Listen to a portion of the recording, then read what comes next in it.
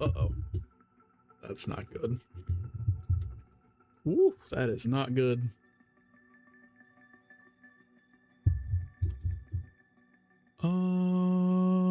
Okay, no, I think we're good. Hold on. Fucking mic arm swivel is like about to collapse. Oh shit.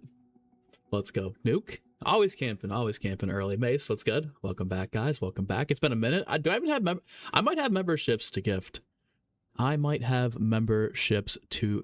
What's good? Sippin', Cherry Fizzer, welcome in. Josh, good to see you as well. ZX, what's up? Speculating? Oh yeah, we're gonna be speculating big time today. Big yap sesh today, boys. Big yap sesh today. Connor, what's up? Good to see you. Bored looking sick? Thanks, man. I appreciate it. I did it myself. It's, you know, it's not quality. It's the best I could do. How about that? I'm not a very good artist. My handwriting is dog shit too, but I tried my best. You guys can see in the top left for Pack. Let's go, Mace. Welcome back to Clutch Squad Plus. It's happening at some point. Let's go. Appreciate you. Second month legend. But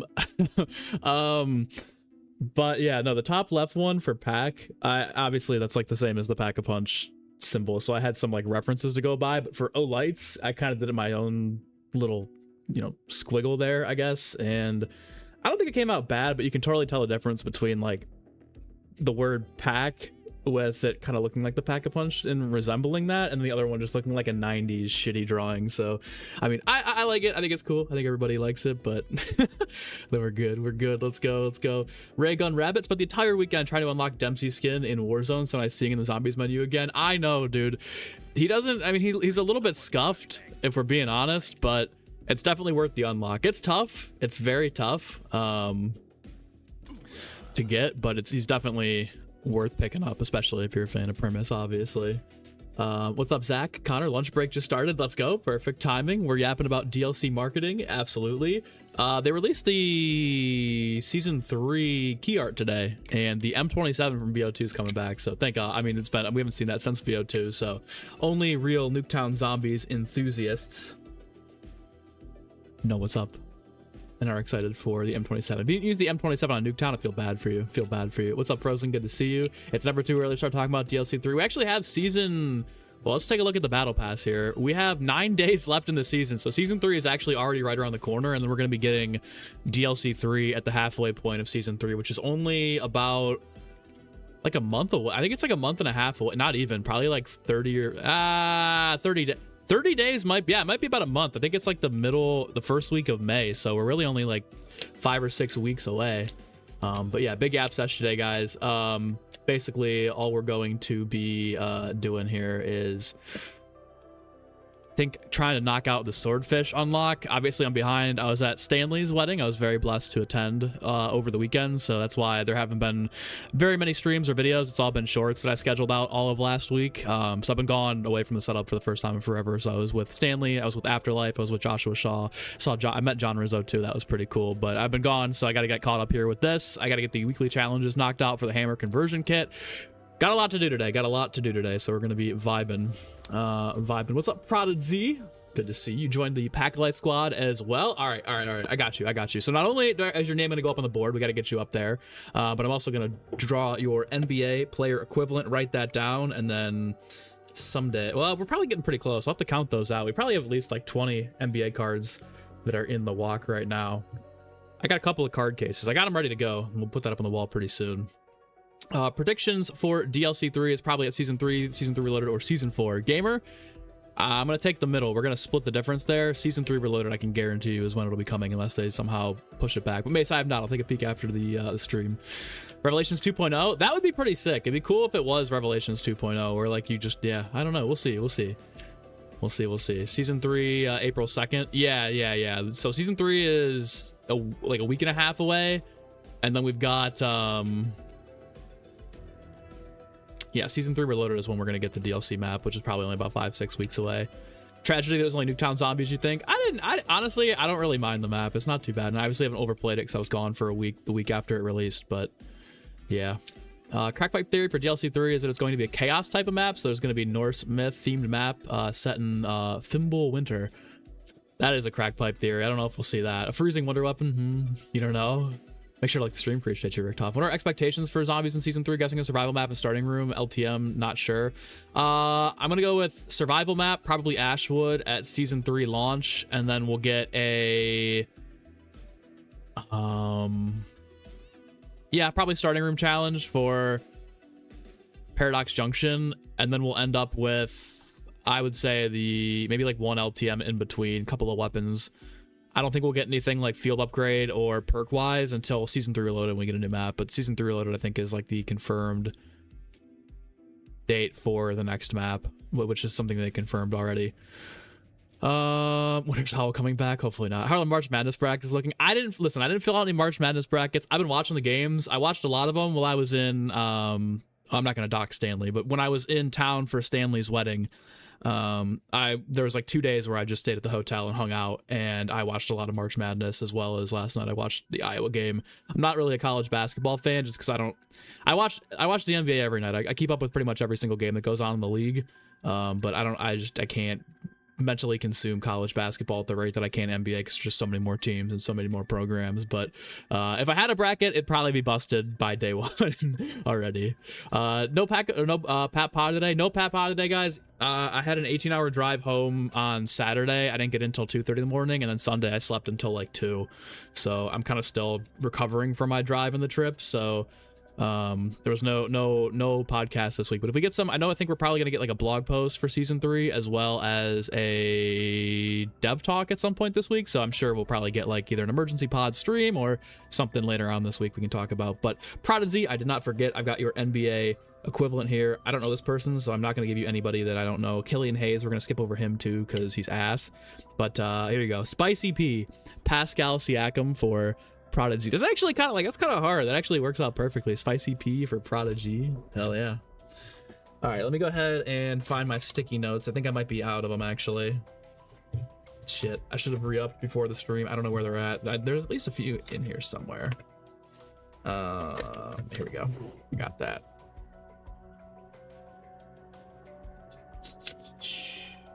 Oh, Prodigy. There we go. Okay, so yeah, you got Spicy P as your NBA equivalent. All-star champion, by the way. Throw that in the walk, and I'll get you up on the board here, and then we'll actually get into some gameplay. No, I've just been yapping. Trying to catch up. It's been a minute. Let me see if I can gift 5 members too. I might still have this ability here, but I might also not. I can't remember how this started at the start of the month. I got 5 more gifted. All right, here we go. 5 gifted.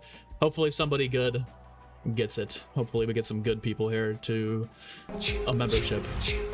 Dirty, Yerky, Atticus, Relax Mate. We know Relax. Chris? I don't know Chris, I don't think. Okay, not a lot of people that I know, but one in there that I know, and that's all that matters. All right, probably see I got you. The prod. We'll put you up in the goat corner with all the goats.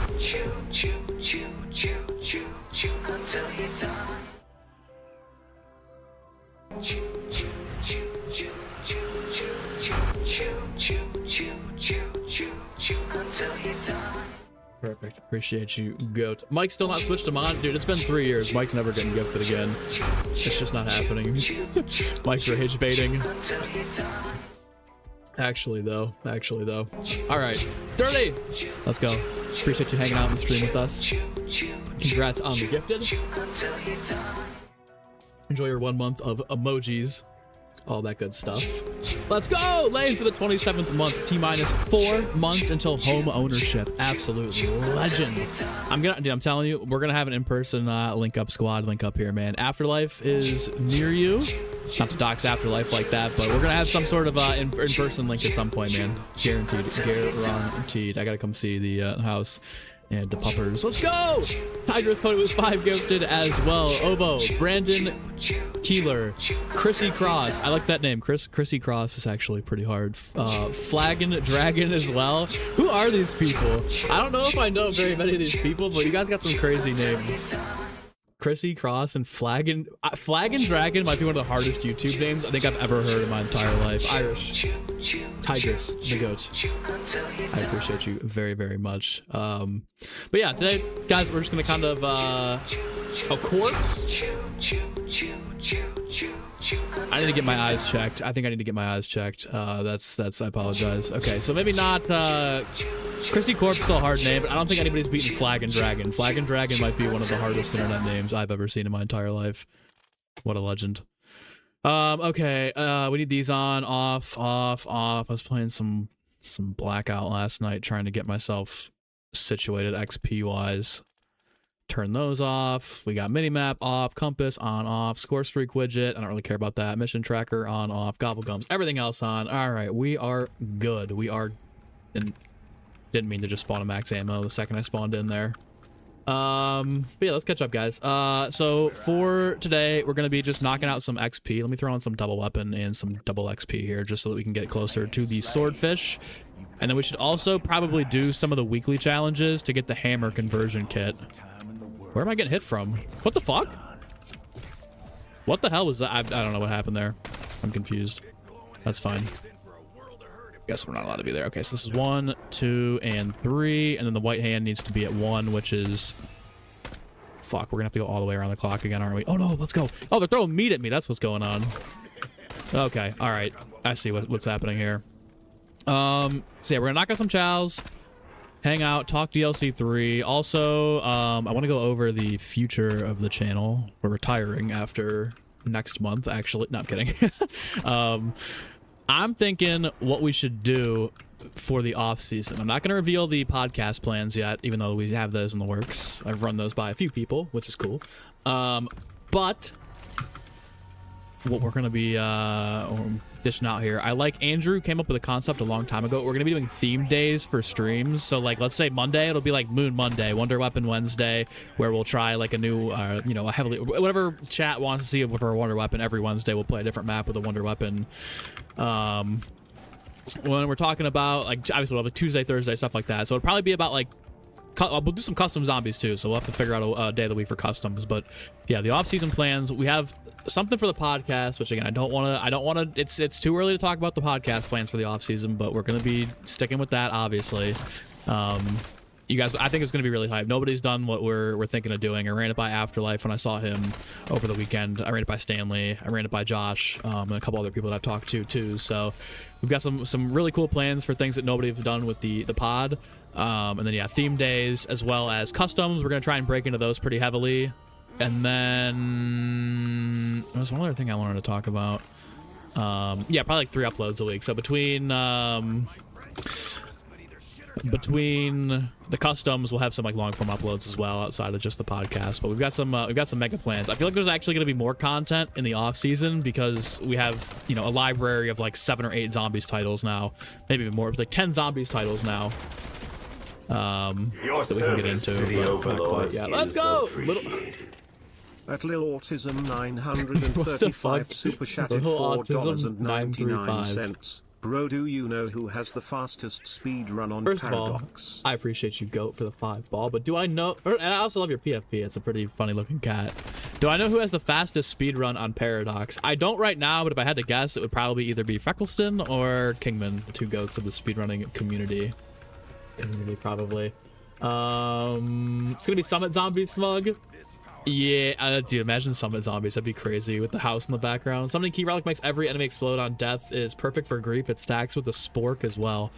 I hope they bring back Grief, even if it's for half a season. Like, Grief would go so hard in this title, especially if they eventually add in the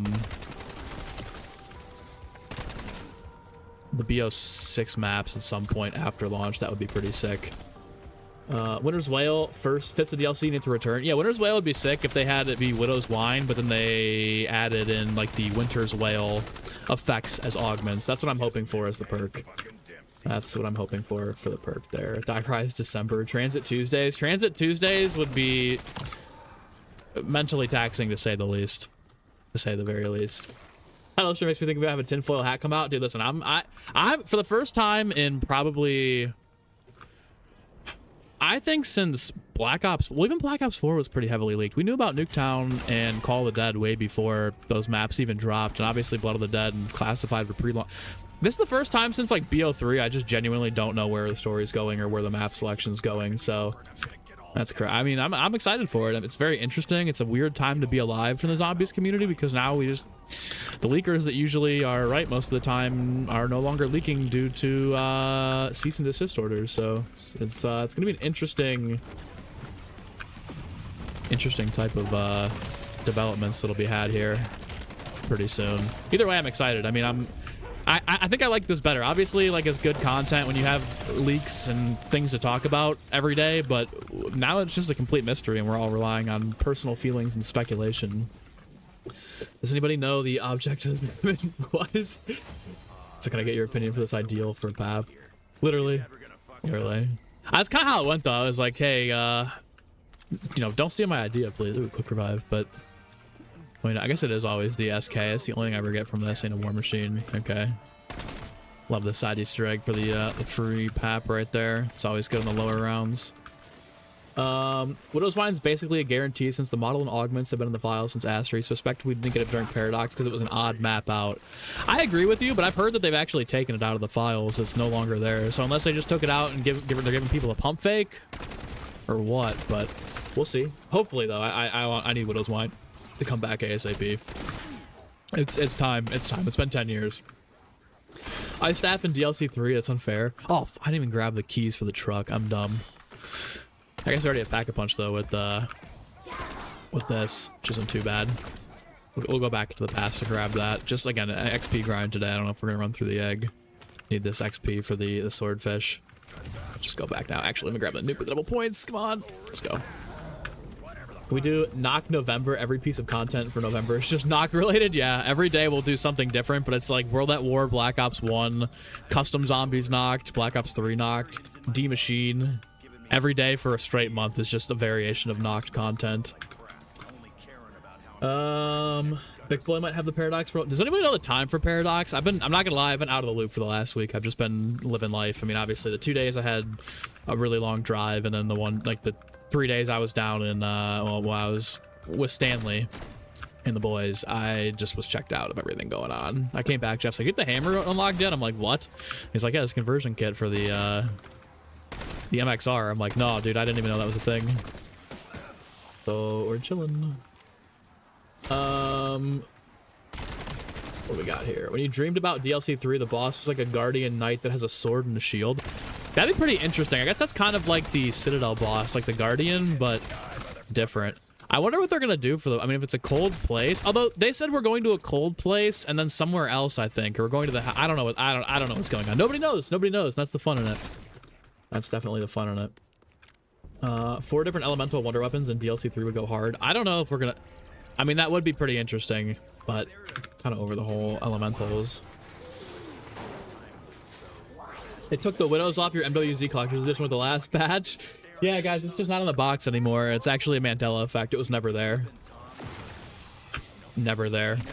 What are my opinions on the Shadowsmith? All looking specifically different or significantly different. You wonder if down the line we'll see them be leaders of the factions in the next Zombies game. That would be cool. Kind of like the Dark Ether leaders from Vanguard. That'd be an interesting way to go about it.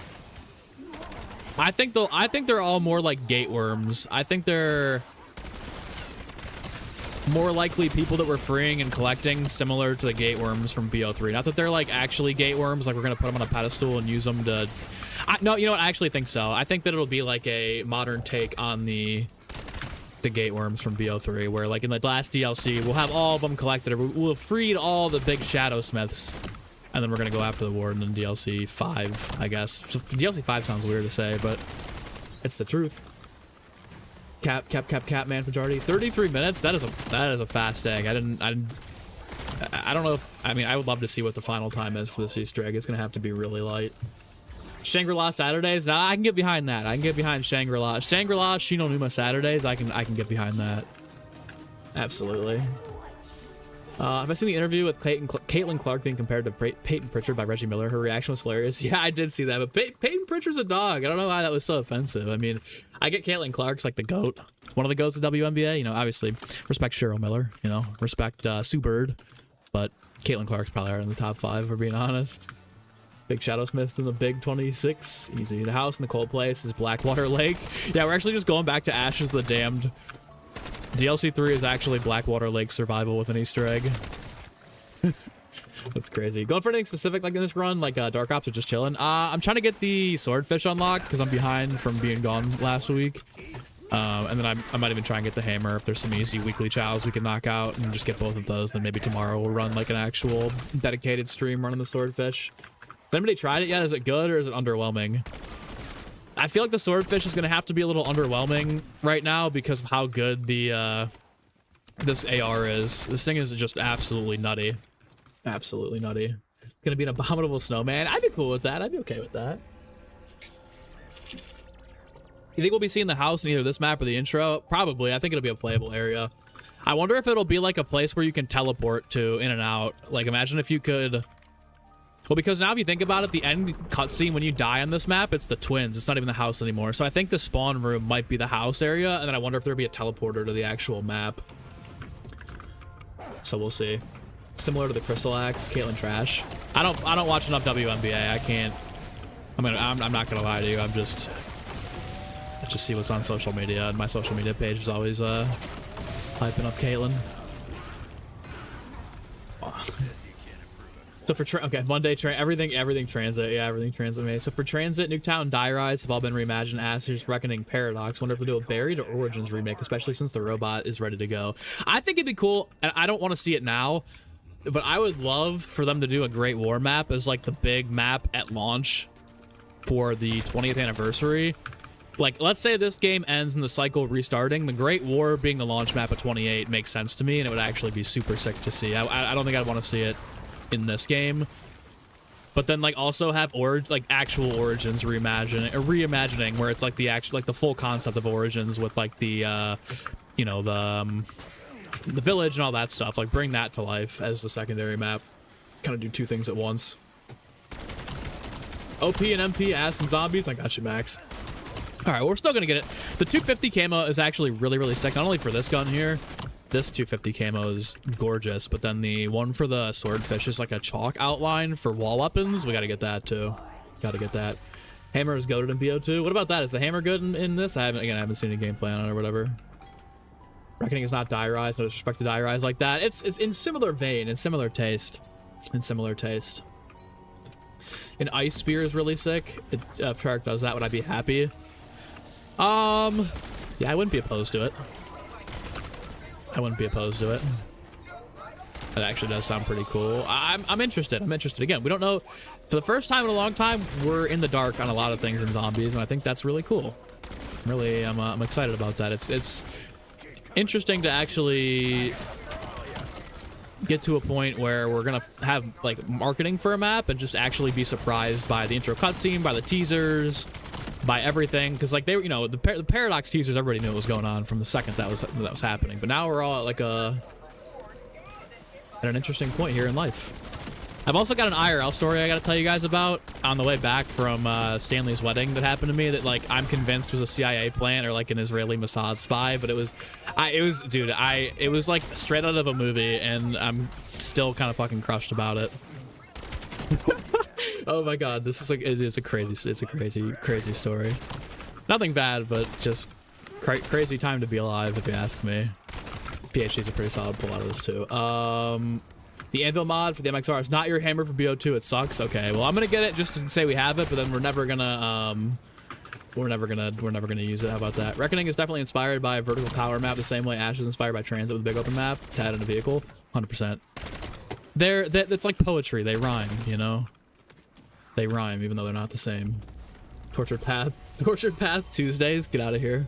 Why don't we get Hellhounds, the nuked version? Timeline it is crazy to me. I don't know, because there's a badge for them in the game, I'm pretty sure. So to not have those be part of the map, that's definitely a miss in my opinion. Or at least the Firehounds from Firebase Z, like the explosive ones. Origins October, we can get behind that. Maybe a frozen beam wonder weapon similar to Dark Flare ability. Imagine like an icicle shooter. Like it's like the Crystal Axe, but it shoots icicles. That'd be pretty interesting. Crystal Axe 2. Forsaken 2 is the next map, actually. Give us a fisherman's hook and call it the hash slinging slasher. Probably getting sued by Nickelodeon for copyright infringement there. That's what you said, Frozen? Yeah, we're on the same. Yeah, good. Same wave there. All right, so story time, guys. So I'm on the way back from Stanley's wedding. I've been in the car for like 12 hours, right? And I'm in an area that's like probably like 10 hours away from my house. This like there's nothing going on, you know. It's in the middle of fuck nowhere too, to be honest with you. And this like car pulls up next to me while I'm on the highway, and I look over, and it's like I'm not even, dude. And this sounds like such cap, but I'm so serious. You guys know I wouldn't lie about anything. So I look over, and it's two like nerdy but like really cute like blonde twins, and I'm like, no way. And they both look at me, and I'm like, okay, like what's going on here? Because they get pulled up next to me, and they were going to the same speed as me, so I'm like, all right, this is interesting. So I speed up ahead, and then I like pull over. I'm in the left lane, they're in the right lane. I pull up, I get over in the right lane, and then they speed up, and like they pull up in front of me, and we raced for like 15 miles. It's just straight like racing. We're both like geeking and laughing, and then I'm like, all right, like let's have some fun, right? So I pull up next to him, and we're playing rock paper scissors. Tied the first like 2 or 3, and then I got smoked. I lost two games in a row. Two rock paper scissors in a row, and we're all like geeking or whatever. We're laughing, and we just keep going back and forth or whatever, and like they're making a face or whatever, and I'm like, all right, like today's the day. Like this is like today's the day, right? Like this is we're so up, and. Dude, the second I go to like, all right, how do I like airdrop them my contacts? Like, how do I, you know, whatever, like somehow, some way, like I gotta figure out who these people are. And like, I mean, like, again, this is like 10 hours away from my house. This isn't exactly like, oh, this is an hour away, so whatever this is even relevant, right? And I'm sitting there, and dude, the second I go to like, go to airdrop or try to find some way to be like, you know, this or whatever, like just get off the highway, never gonna see him again. No idea who they were, never gonna find, just the type of girl that you just see one time and then never see again type of shit. And I'm like, bro, of course, literal fucking cute nerdy blonde, it's goofy, it'll race me, that will have fun, and just disappears to time. So that's the story. I was crushed, you know, and it's like, man, there you go, right? Like, you know.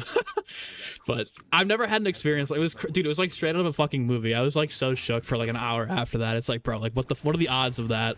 And of course it's like somewhere that's just so far away that I'm like, it's so irrelevant and never going to happen.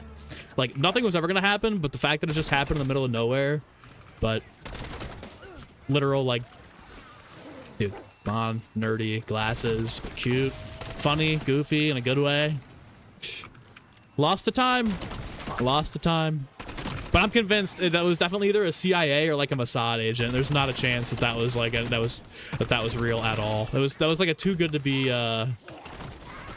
true moment. But it was funny. It was good. It honestly gave me some adrenaline to get me the rest of the way home, because that was another like 7-hour drive after that. So funny story, cool story, straight out of a movie. But yeah, poor dream girl got away there. It's tough, real tough. Real tough. NBC After Dark at 1:30 p.m. So bad, dude. But I'm trying to flex the Tesla. I did put it in the assisted drive, so I'm just sitting there going like this, staring out the window, and like we're coming, dude. There was at one point like we're on like round 2 of rock paper scissors, and we're coming up on like a fucking like 60-degree bend around a corner in a fucking mountain, and she's like going like this, and I'm like, yo, chill. Like we're like 100 feet away from this. I'm like, you're about to like fly off the side of a fucking mountain if you don't chill. So that's that's tough, man. That's tough, dude. Very tough. Very tough. What up, Sa? How are you? The one that got away, literally, dude, too. And the fact that it was, wow, dude, just crazy stories, man. It like not, you know what's funny is like nothing ever happens, but something always happens. You know, it's always like just within reach, but big old rip. Type of shit you're gonna remember when you're 80 and rocking in a chair on the porch in the summer breeze. I'll be like, man, that one chick I raced on the highway for 20 miles and played rock paper scissors with totally got away. Maybe it's for the better. I mean, my luck, she's probably like fucking 17 or some dumbass shit. I don't fucking know. So it's probably for the better, honestly, truthfully. Probably for the better.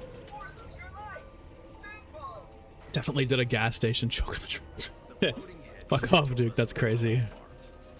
But no. Big retain guy. Big retain. Back in the retain, boys. Retain, lock it in. No room for tug. Only retains only. Big streaks only.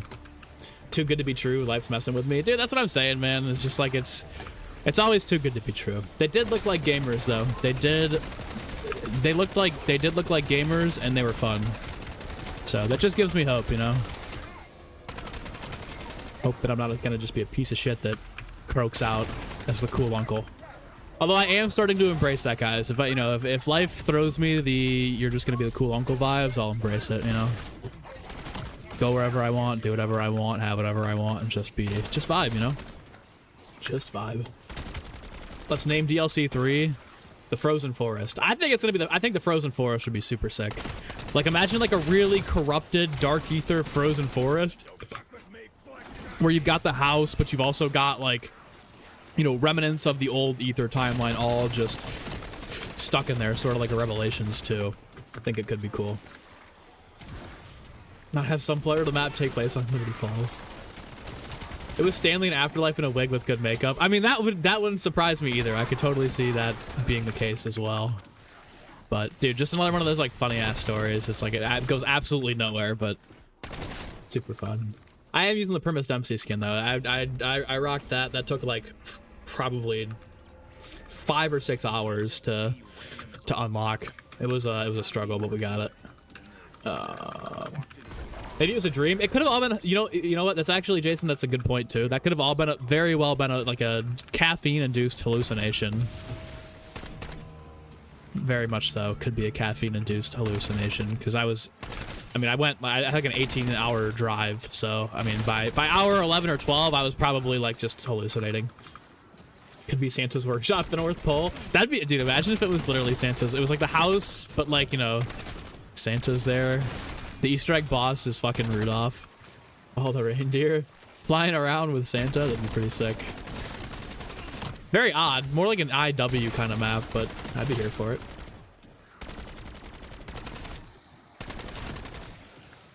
But I'm unlocking solos or squads? Squads with the boys. Frozen Forest is nicer. Freezing Shadows. Freezing Shadows would be cool. Freezing Shadows would actually be a pretty hard name. I'm just saying the Frozen Forest because I think that's what it might be. I mean, it probably won't be. Watch it be like Nuked York, like a Fallout Nuked York. But Frozen Forest could be super hard.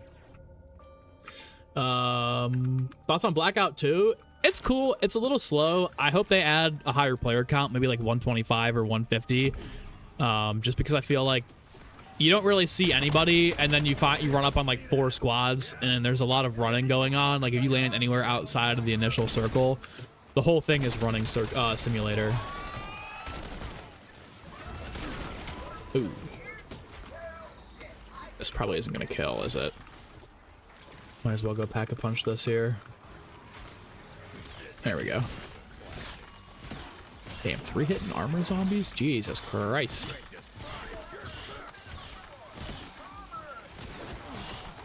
Not just fried, you're cooked. That's a hard line.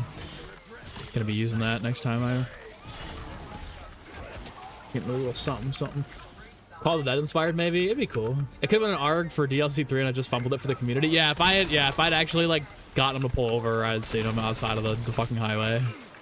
It would have been cool. It was so tough too, because like I had to get off the highway to charge 5 miles after they got off, so it was almost like, but then that would have been so creepy. I don't think I would have liked that. That would have been really weird if like we both got off this highway at the same time. That would have either been for sure CIA, or I would have just looked like a fucking weirdo.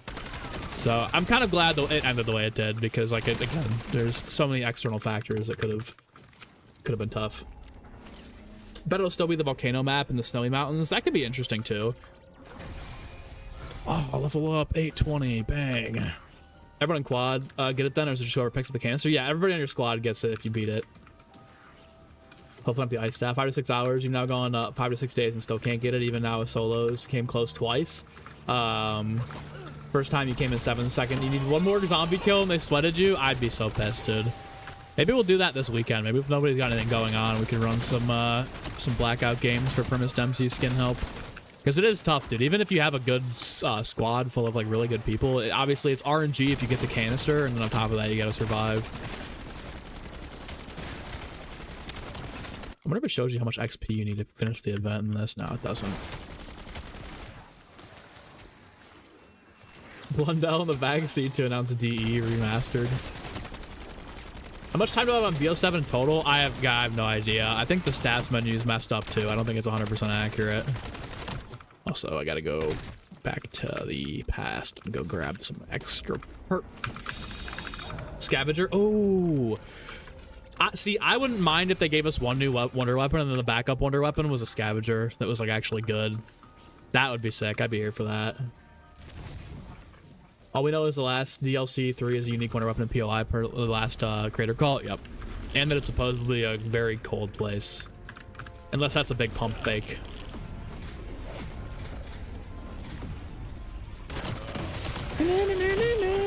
I like the dog round music on this map too. It's so derpy. Dogs are so goofy.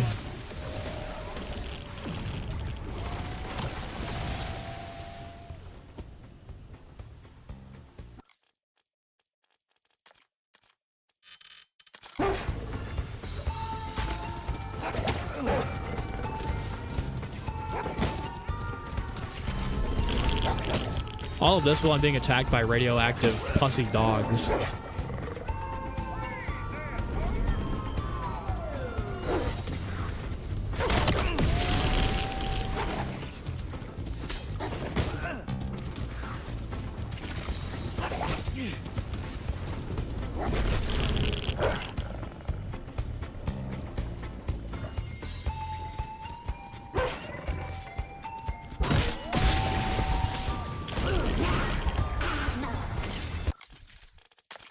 Also, there's cat meows in that song, but there's no cats in the map.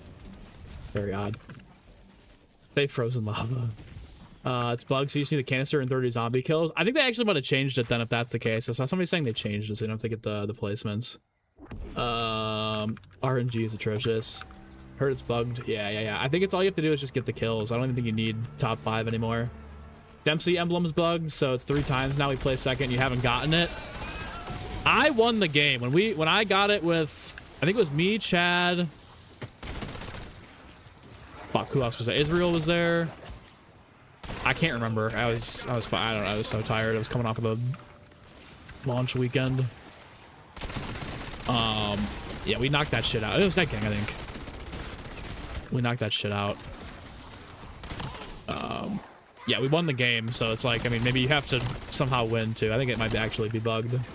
Of course, you do it the one weekend you're out of town.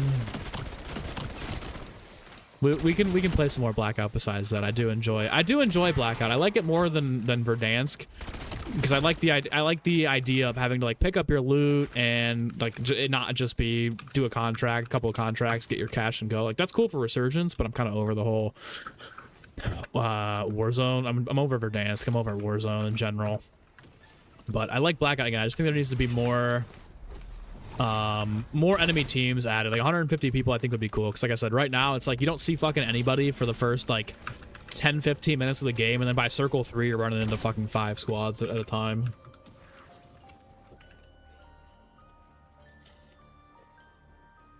Only downside is Treyarch is going to one name for DLC 3. I think that should be this week too. They just teased the key art for season 3, so I'm assuming the roadmap will be out by like Thursday. So we'll probably get a blog post. Well, the blog post might not be until next week, and the next season doesn't come out until like middle of next week. So I'm wondering if we're gonna get like roadmap and teasers, and then the blog post we might get maybe like a little extra information about the next map, especially if they're trying to push us past the whole Paradox Junction debacle. Crazy, there's not gonna be any very many leaks for the next map. No, I know it's actually exciting. This is the first time we've had this happen in such a long time too, because it's like I think since Cold War, even before that, BO4 the leaks were bad. I think it's the first time since BO3 we're not really gonna have any idea about what maps we're getting next, like where we're going in the story with anything. This gives me hope that Nuked York is still a possibility if they left this like big building in here. Obviously, you've got the stuff for Aster Malorum here with Oscar and the robot, and I don't know what the hell that is or what that's supposed to depict. But over here somewhere, there's the pyramid, there's Janus Towers. This is interesting. I don't think we've seen this yet. This would be super cool to get like an underwater Atlantis type of map. This looks cool as fuck. If these are like dark ethery plants or jellyfish or something, like that would be super cool. I don't really know what that's supposed to depict, but that would be a cool cool map to get there. What's up, Jareel? How are you? Have I tried the new Fang week 3 unlock? It's pretty badass. I have not. Like the site from a couple weeks ago. I have. I've been running that in Warzone. That's like the meta sites in Warzone and Resurgence. That's so good to have on your guns if you're using them. I don't think I'm using them anymore because the Kogot's the #1 SMG, and then I run sniper in the back pocket even in ranked. But the yeah, when I was running my last few weapons, I've been running that the sites. It's really, really good. It's almost like a slight magnification, even though it's not. I would be running it on this, but I just don't usually typically run a sight on weapons and zombies. Reckoning fungus. That could be it, but I don't think they've depicted anything from last game. I think the only reason Janus Towers are on this map is because it's part of Ashes of the Damned. There we go. Nice. Similar to Rev boss area. This? Predictions for what survival map will be for season 3. I'm gonna go... We're only gonna get one survival map this season. It'll be Ashwood at the launch of season 3. And then we'll get the DLC 3 at season 3 Reloaded. Leviathan related? Nice, dude. That'd be sick if... I'm telling you, if we got like an underwater map in the dark ether, that would be so crazy with all the jellyfish flying around. Could be cool. I did see that they added Klaus to survival maps. I'm hoping it's not a bug, but I think that gives Klaus a little bit more use. I feel like Klaus needed an upgrade, man. I'm so sad Klaus didn't have an upgrade quest. Could have been legit. My boy deserved a little better. The mushrooms. Could be those two. Why didn't Takio get his life back in DLC 2? Well, I don't think anybody nobody got their life back, obviously, in this. I think there was just like a break in the story to break up the whole... Every map is going to be somebody getting their life back. So I think 3, Takio will get his, 4 will probably be Richthofen, and then 5 will be like the big grand finale where everyone's got their souls and we're going up against the Warden who wants to stay alive by using it. We ran back Ashes of the Damned to check the posters for Cold War. Ooh, that's a good idea, because I know Oscar was on one of the posters. That's pretty interesting. No, I don't think anyone's done that yet, but that's a good shout, Noah. That's from Reckoning. I don't know. I know it reminds me of the tubes from the one side of Reckoning. I don't know if I'm seeing it, though. I mean, everything in here is tied to this game aside from Janus Towers, but that's even these are still part of, you know, right here. Where you got Tessie and you got the pyramid.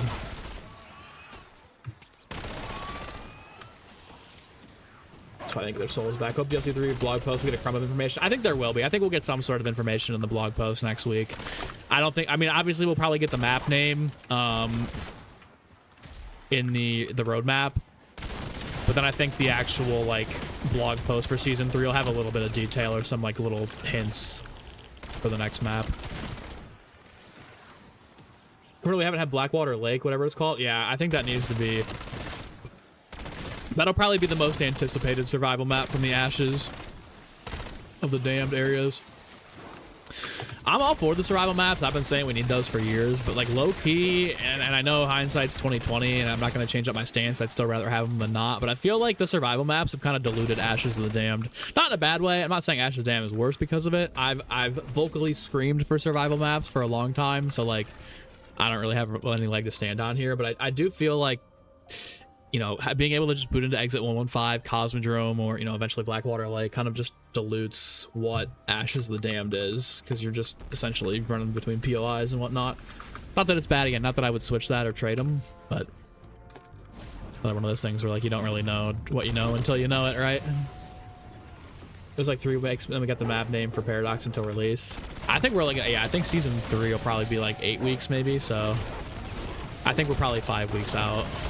6 weeks out from the next installment of BO7 Zombies. Is it locked? I think it might just be locked, although I don't know. Is there still a chance we get the New York map? I would say yeah, maybe, because over here they've got that like the Empire State looking building, so I mean, it's possible.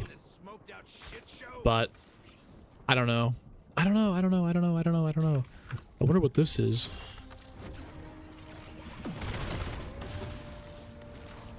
Season 3, they do Paradox Junction survival map. I don't think we'll get Paradox Junction survival map this season. I think if we get a Nuketown survival, it'll be next season. Are we getting a dev talk this week too? Yeah, we should be getting a dev talk this week. Hoping to answer my question about the cursed camos becoming universal. Because I feel like if they made the cursed camos universal, like, yeah, that would kind of dilute cursed and zombies in general and those rewards, but at the same time, that would bring so many multiplayer people over to go get those camos. I think it would give cursed a big boost. I don't know how much of a boost it'll be now, but like at the start of the game, that would have gotten people in to do the Ashes of the Damned Easter egg a lot earlier on than what they'll probably do now.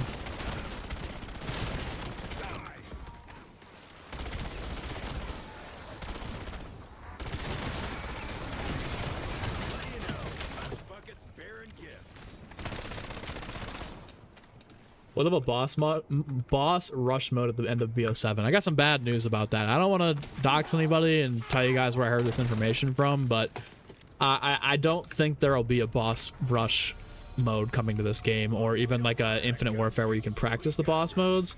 I don't think we'll be getting that this year, unfortunately. I think that they've actually left the save and quit feature in if you down or die. Well, actually, I think if you die, if you beat the boss, you can't do it again. But I think they've left the save and quit feature in to run the boss back multiple times so that you can test weapons and stuff that way. I don't think they'll actually... I think they like the idea of having it be like, you know, the big grand finale of the Easter egg. That's what you have to do in order to play the bosses. So unfortunately, I don't think we'll see that. Unfortunately. Could be the space station map. Space is cold. That's true. I low-key hope we don't get a space station map, though. I'm gonna be honest.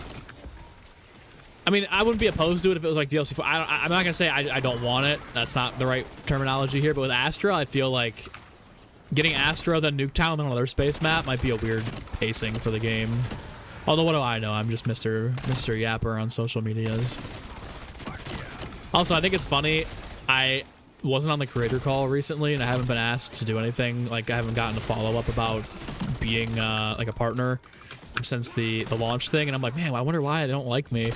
And then yesterday, I just off the cuff tweeted, I think that they're botting the MW 2019 numbers, and they're using Chinese bots to inflate it to get people hyped for MW4. I'm like, I wonder why they don't fuck with me. Because I'm just heavily insinuating that they're fucking botting player numbers. I just say whatever I want. I can't even be mad anymore. It's totally on me. Nuketown Survival would be a big downgrade. Would you even play it if you lose all the side quests? Unless they do random perks from OG Nuketown, that'd be cool. I think it'd be cool if every game, like the 4 perks that spawn in this area of the map, or the 3 perks were random. I think that would be cool, but yeah, if we got, I mean, I wouldn't be opposed to it. I think more survival maps are a good thing, just because I actually like the ability to hop in. Although even with Paradox Junction, like, you don't even really need this to be a survival map, because there's really not much setup outside of just opening up the street. So we'll see. What's up, Omar? Mr. Gentleman, how are you? You're worried that if they do New York for whatever reason, they should just rename it to Morgue City, even if it's a modern city? I think it'd be cool to do like a Nuked York, but then have like aspects of Shadows of Evil, even though it doesn't make sense, because I think Shadows is technically based on Chicago? Could be wrong. Maybe? Maybe? But that would be pretty sick too. We'll see, obviously. We'll see. Better be at least a new perk / field upgrade, or you're gonna start asking some questions. I mean, we've already got so many perks in the game. I don't know how many more they could add. But, you know, if there's one of those one, then we'll be there for it. Boss rush mode. I can't even fucking say those words. Boss rush mode in the style of Hollow Knight would be perfect if they ever do it. I think so too. I want them to do the Infinite Warfare mode again, where you spawn in, you get X amount of points to get some perks and some weapons and shit, and then just go from there. I think that'd be super sick to bring back, but I don't think they're gonna do that. I mean, maybe if we complain enough, we'll get that, but that's not something that, I mean, if they don't want to do that and they're actively like, yeah, we want this to stay locked behind the Easter eggs, I kind of agree with them, and I'm not really passionate enough to be like, man, we need this, you know? But if the community wants it, then I'll be a vocal voice for you guys, because that's what I've sworn to do. It's my sworn position. There's 5 DLCs in BO7? Yeah, they already confirmed 5 DLCs. So I know people were like, oh, shit's got cut, or the budget got cut, da-da-da. I mean, maybe that might be true, but they doubled down on the 5 DLC thing very recently, so I can't imagine that they go away from that after publicly saying we're gonna get this.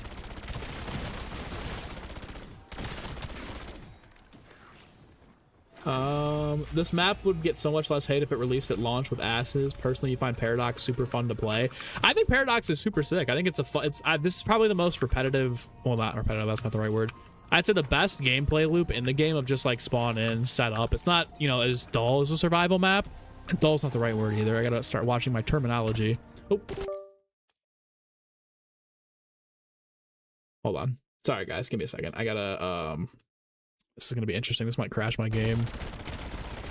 My second monitor just flickered and now I've got real shitty frame rate here. Hold on, let me see if I can do this without crashing the game.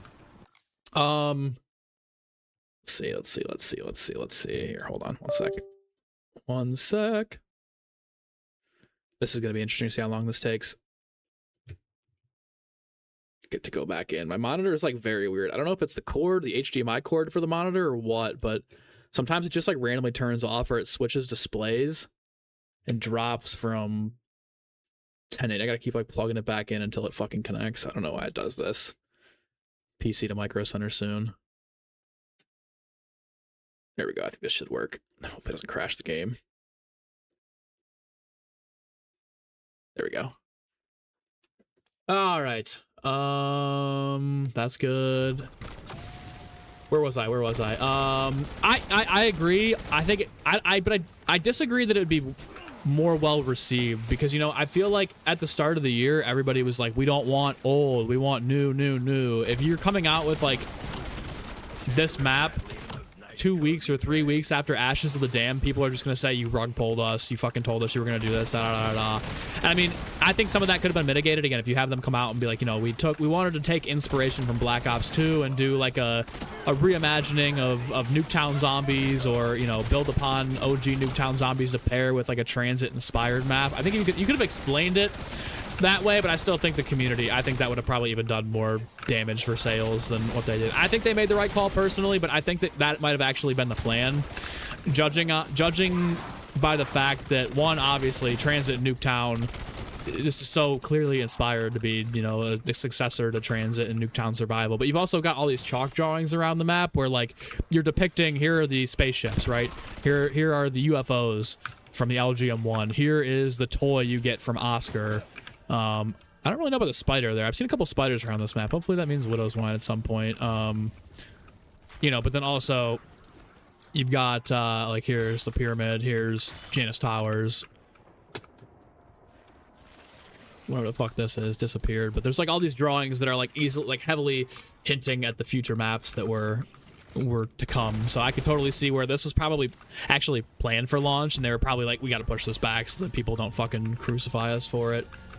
But I agree, RG. I think it really is all about the way that you market your product, and a part of that also is the YouTubers that come along with that. And I just don't think that I just don't feel like it would have been well. I agree that this definitely would have been better for launch, and I actually think that might have been the plan originally. But I just don't think even if it was marketed well, even better than they did marketing wise for the actual map itself this time around, I just feel like it doesn't matter how you market it, people are still going to be upset with this one way or another. So I think the way that they've gone, it would have been better served as a launch map or a launch accompanying map, as like a DLC 1 or a launch adjacent map.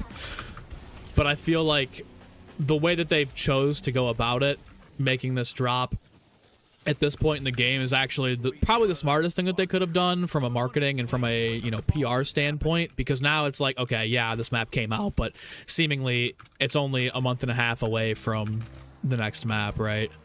Which isn't too bad. Here's this train. I've seen this train a lot too, and somebody actually commented on one of my tweets when I pointed out the train on the bunker over here. And they said that somebody pre-launch had like leaked that there was like a transit style map with a train. Obviously that could have been reworked for Ashes of the Dam, but I don't know why they'd keep that in on this map. if that's the case. So it'll be interesting to see if we get like a buried type of remake with a train. Like that would be cool as fuck. DLC 3 will be a long time to get to. I don't think so though. DLC 3 really is only going to be like 6 weeks away, I think, or somewhere around there. I don't quote me on 6 exact weeks, but if I had to guess, Season 3 Reloaded will be, I think DK told me it was like a week before Majors for COD, which would place that at like May 7th, which is not very far away in the grand scheme of things. And then the pacing for the rest of the year being it Reloaded for every DLC. And I'm assuming, like, let's say we get DLC 5 and Season 5 Reloaded. I'm assuming Season 6 will drop a super egg or something. DLC 3 Reloaded is 7 weeks away. That's not 7 weeks wait is really not that bad if you ask me. And like this, obviously you would have liked to had a full-fledged scale map like Ashes to get you through this little gap. But I mean, comparatively between the gap between Astra and this is like, that was like what, fucking 3 months, almost 4 months. So like this being like 9 weeks, 8 weeks between maps now, pretty much from here on out is, I think actually I prefer that. And I know like we don't like the 3-month gaps where we don't get shit. Besides, I mean, well, we got some stuff this year. Again, that's where they probably don't like me. My terminology is not very good there. That's a pretty negative way to say that. But you know, Curse Survival and some of the survival maps and whatnot in between. They were already teasing and marketing Shattered Veil at this point last year. Like last week. A year ago, last week, we were talking about Shattered Veil logo and talking about the marketing for that. So I would actually rather have the content be back heavy than front heavy. Obviously, it'd be nice to get perfectly spaced out, even content throughout the year in a perfect world. But I think I'd rather have it be front heavy or back heavy than be getting DLC 4 or getting your second to last map in March or April, you know? I don't know. It's all subjective. It's all subjective, man. I have to go to the bunker. Thinking DLC 4 and Season 4 Reloaded. It'll be I think they've confirmed from here on out everything will be season Reloaded for maps. It will definitely be worse for the health of the game. You'd paradox flipped with Astra, but narratively it would make sense. That's what I think too. Is partially like narratively, like how would they? I guess they could have squeezed it in. You just have one person not have a soul. I don't know. We'll see. I don't know. I don't know. Don't know if it had to be Nuketown, though. They could have pulled something else from the campaign, but to be fair, the Easter egg is fire. It would have fit as well. It does with Nuketown. I think, again, if you want to use, like, the cope mechanism, which I don't mind. Again, personally, guys, I know you're going to say, oh, you're a slop, you're a shill, whatever. Like, you can call me whatever the hell you want. I don't really give a shit. I don't mind it being Nuketown, especially if we're getting 3 more larger or, like, medium to large scale experiences throughout the rest of the year. But from a narrative perspective, if this purgatory state has been created on the twins' memories of Samantha, I mean, this is technically the last place the Ether crew was together, and this is technically the place that her dad died. You know, Maxis got eaten by fucking Monty in the house when they were teleporting out of the house to Alpha Omega. So, like, from a narrative perspective, like, whether you like Nuketown, the location, or not, it is a very significant location in the storyline, not only because there was Camp Edward here in the, you know, in the original timeline, and they had the drill outside drilling for 115, and this is pretty close to Groom Lake, and this was one of the locations the moon rockets hit. You have Camp Edward and BO4, you know, you have Alpha Omega, which was the last, you know, Ultimus and Primus teaming up for the first and only time for whatever reason in the storyline. It is a significant location, but yeah, I mean, if you really wanted to hit home run, it would have been better for a unique location. But I think the Easter egg actually isn't too bad, and the map doesn't flow that bad either. I'm not really too against it, you know? But that's all personal opinion, and I totally get where if you don't want to play Nuketown for the 3rd time, is I get it. I 100% get it, you know?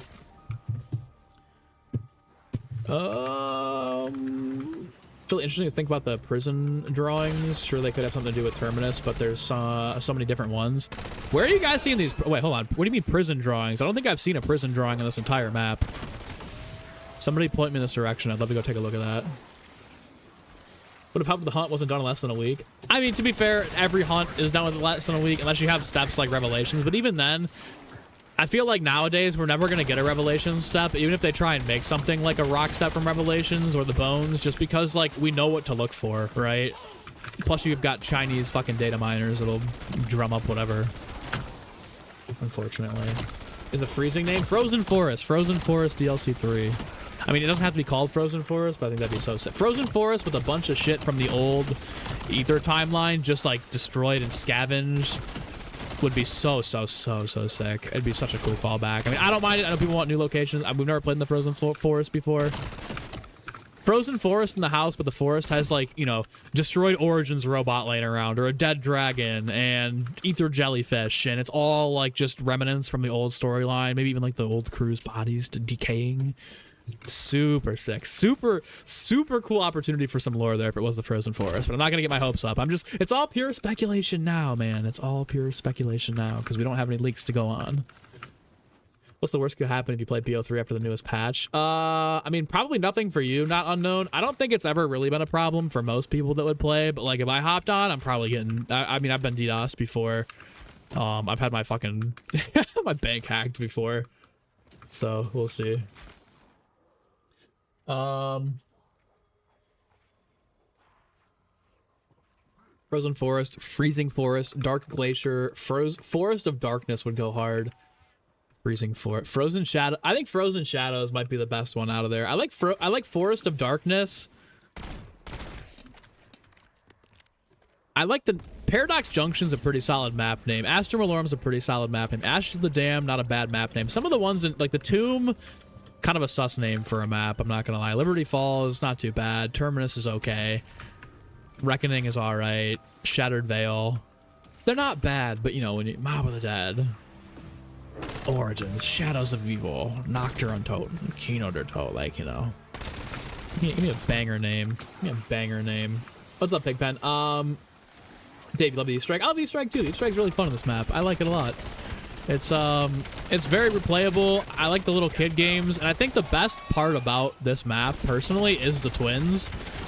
I think the characters are written very, very well. It's very interesting to have basically one twin be the Ether storyline memories of Samantha and the other one be the Cold War. Like, that is, like, the lore for the twins is actually fucking really sick. I think it's the best lore that they've made in the past 2 years for the twins.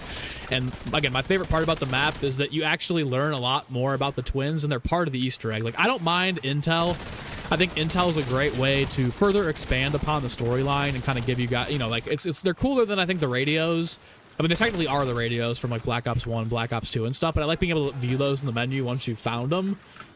But I like that, like, as you're doing the Easter egg steps, the twins appear and you get like dialogue and you learn more about the twins in the actual map rather than it be, oh, I picked up these little intel scraps and that's it, right? Like, a lot of the craft lore was buried between the intel, which is fine, but, you know, having it caked into the map, too, is really, really cool. I definitely appreciate that. I didn't mean to fucking pop that. The version Paradox, Nuketown Zombies, and Alpha Omega versus the Chad Onslaught mode Nuketown from Cold War. I kind of forgot about that. Technically, this is the fourth one. The war... Oh, okay, I see what you're saying. I see what you're saying. The rock step is straight up stupid. Yeah, it was bad, but now we know what to look for, right? Fuck, you guys blew up chat. Let me catch up here. Frozen Forest of Darkness sounds like a custom map. Yeah, it does. Frozen Memories would be hard. I actually like Frozen Memory. It doesn't sound like a map name, but that actually makes the most sense. Shattered Veil still seems like it's so random for a map. I totally get it. Like, Shattered Veil actually sounds cool, but I don't... Like, the veil between worlds was not shattered. You know, even with the liminal spaces, like, that really wasn't... I don't think that warrants Shattered Veil as the name. Forest of the Dead. Forest of the Damned could be cool. I'd be cool with... Well, you've already got Ashes of the Damned and then Forest of the Damned. I feel like that's too similar. Forest of the Dead could be sick. Nuclear Winter, not a bad name. Yeah, if it's like a Nuclear Winter, that'd be cool too. You think we're gonna save Ava in the next map? No, I think Ava's probably like DLC 4 or 5, if I had to guess, towards the end. Silva Gelata, Frozen Forest in Latin, similar to Astromolorum. What is it in German? What is Frozen Forest in German? Let's pick a good one here. Warden's trying to rewrite history. He is trying to rewrite history. I hope this all ends in the fucking multiverse, though. I mean, that's my grand theory, my grand play. I've been saying they were gonna do that, or they're gonna try and end up accidentally or purposely bringing the multiverse back since the marketing for BO 6, so I'm sticking with my guns. Once Treyarch makes a name for DLC 3, it's going to be a good name or solid or bad. I'm going to go with it's going to be solid. I don't know if it'll be elite. I don't know if it's Mob of the Dead tier or Shadows of Evil tier. Fuck my life. There goes quick. Might actually be dying here. Might actually be going back to the menu here. I need to figure out how much XP I need for the swordfish too. And I need to look at those challenges for the hammer conversion kit. Turn to the entity when we get to the time loop. I hope so. I hope so. According to Google, okay, Forest of the Dead is Totenwald. Totenwald? Totenwald for the next map would be so fucking funny. Totenwald. I'm in. Totenwald.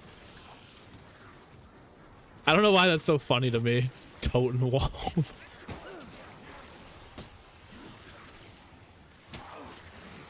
Gefronerwald. Gefronerwald. I like Totenwald better. I think Totenwald. Even if Totenwald means fucking nothing, I'm in. Totenwald. Astra Lorem's Latin for Stars of Evil, which is really cool. I do like that. Stars of Evil is... I mean, Astra Lorem's a hard name. Stars of Evil is pretty sick, though, too. Pronounce the V as a V, by the way. Yeah. Totenwald. Totenwald is hard. Totenwald. I can get behind Totenwald. There's still time, Treyarch. If it really is the Frozen Forest, Totenwald is more than an acceptable name, in my opinion. Come on. Totenwald's funny, but it's hard, man. Totenwald's a good name. I like saying Totenwald is funny, but I know it's not how you say it. Totenwald is pretty sick. I just passed a mystery per can. Oh god. It's gone. Oh, it's over here. You okay? Good shot, Big Pen. Have on tier 3 cursed yet? Yeah. Blizzard of the Blizzard of the Dead sounds pretty hard though.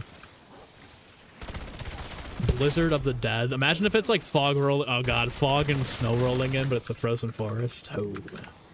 Cryo Oblivion or Forest Grave. The house. The house. Dude, the house actually might be the name. If the house is part of it. Yeah, Macaulay, what's up? How are you?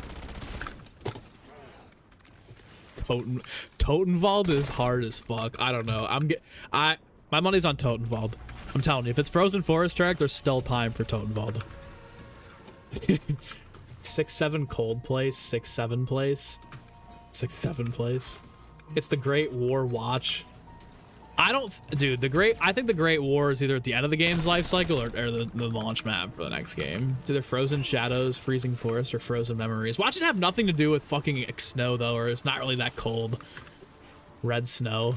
So what if it's just snow? What if it's just cold map, cold place? Very, very cold place is a map name. Totenwald. Hard.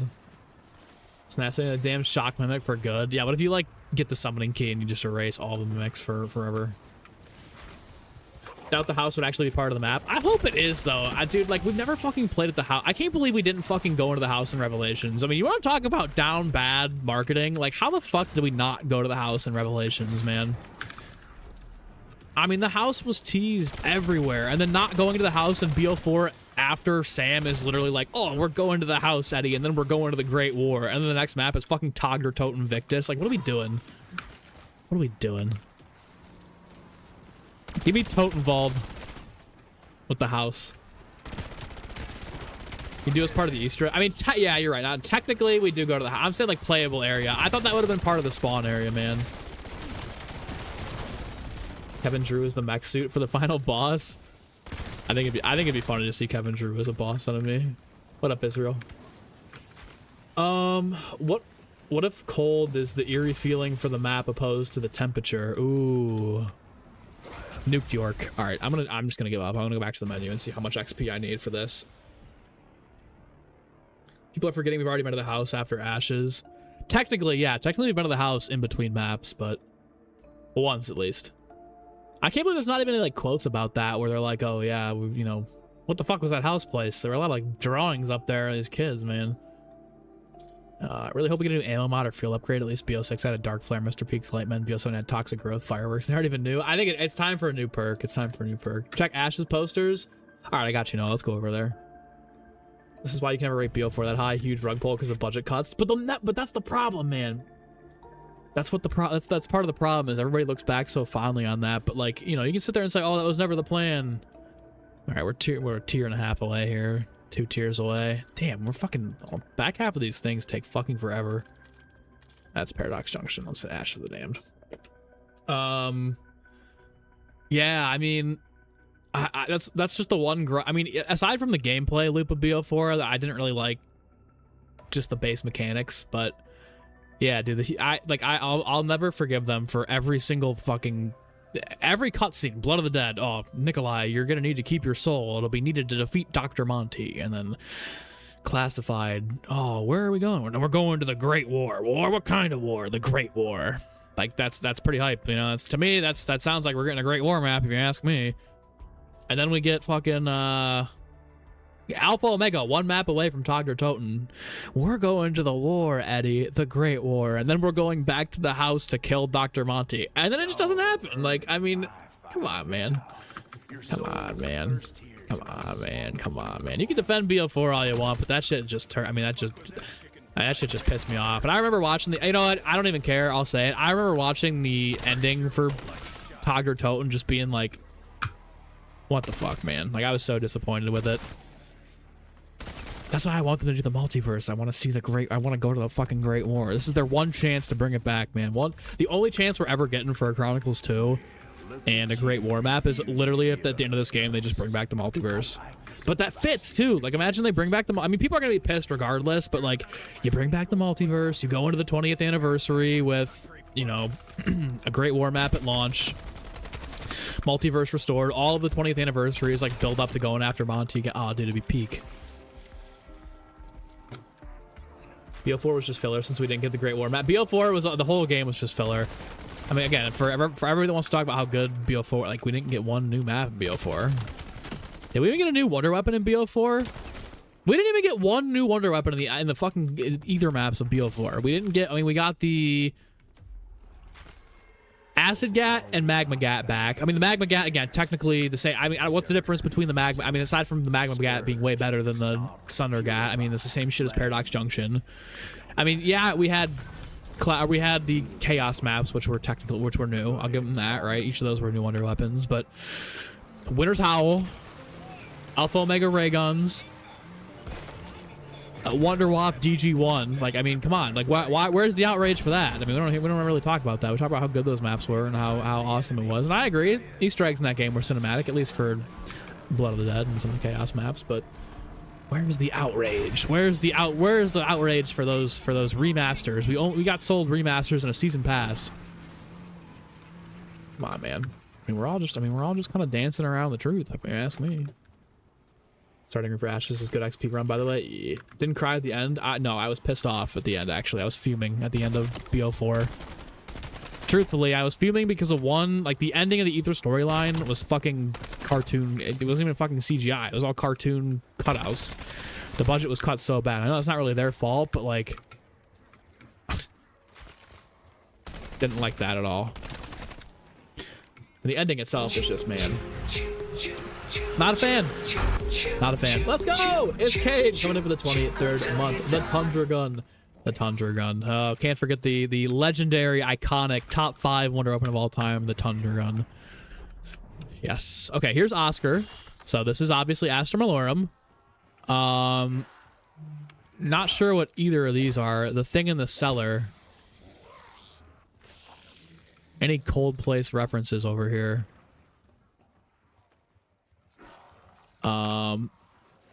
The Cursed Manor.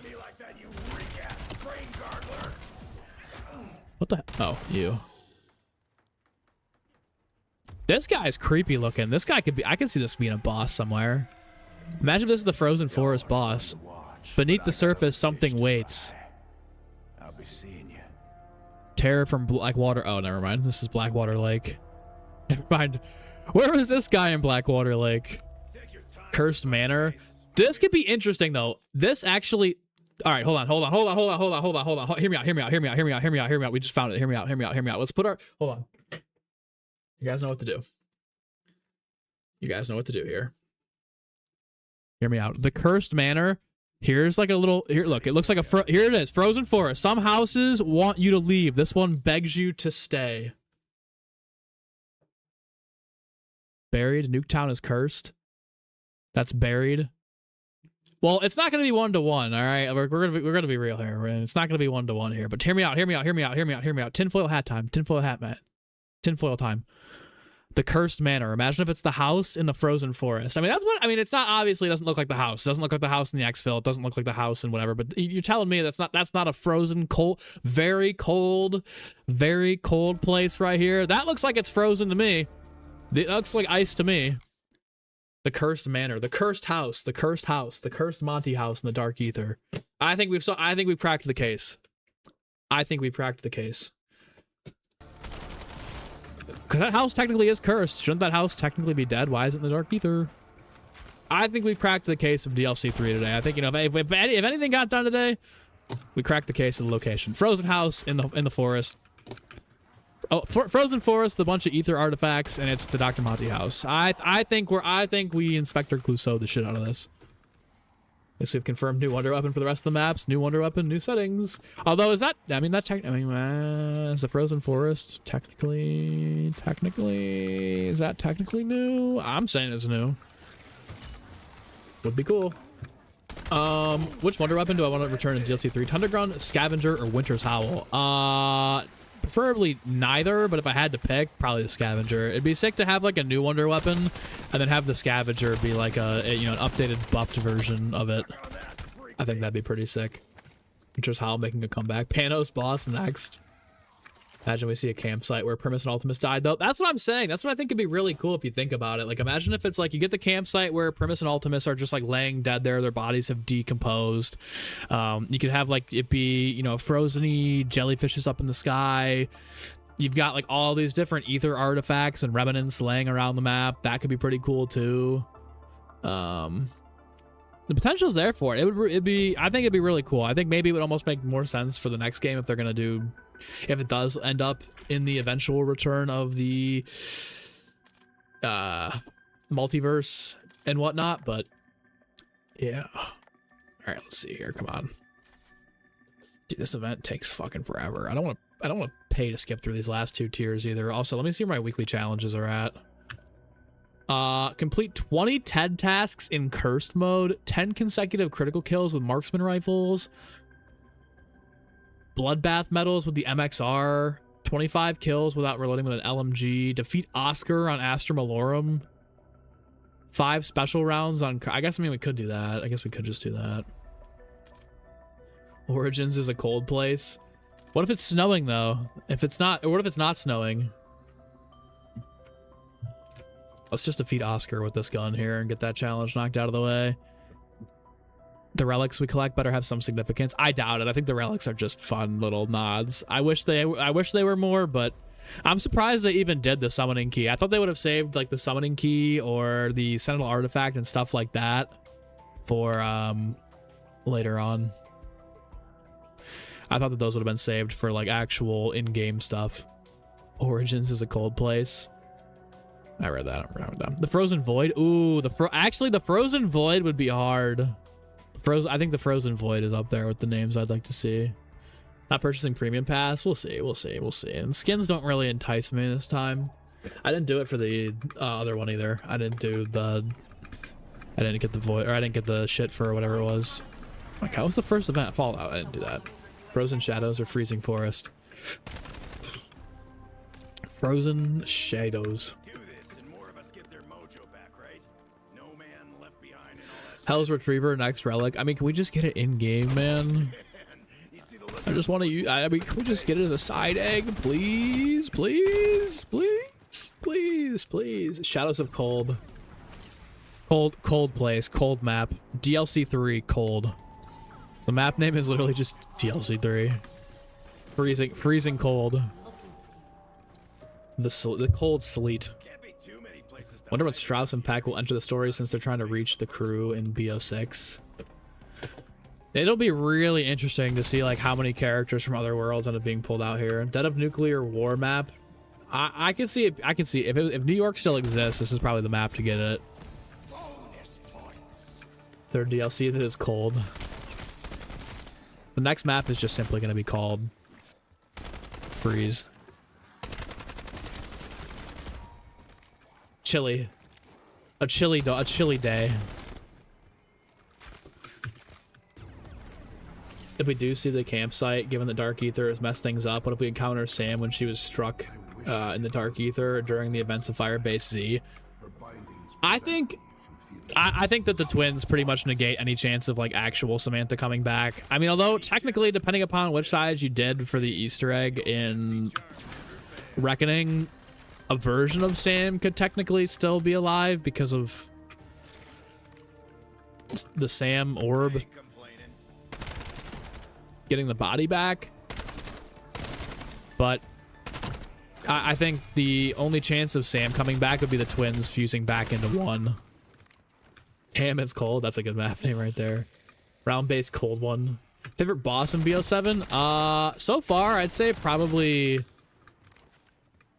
I still think Vaetherion, even though it's not really a weapons thing. I like how different Vaetherion was. I like that they're taking risks. I mean, even if they don't always hit and everything, and it's not, you know, universally received as like #1 best map ever in terms of boss fights with these ones. I like that I like the differentiation. I don't want them to stop taking risks or stop doing different things, even if it's not smoothed over as like best of all time or great universally accepted boss fight, you know.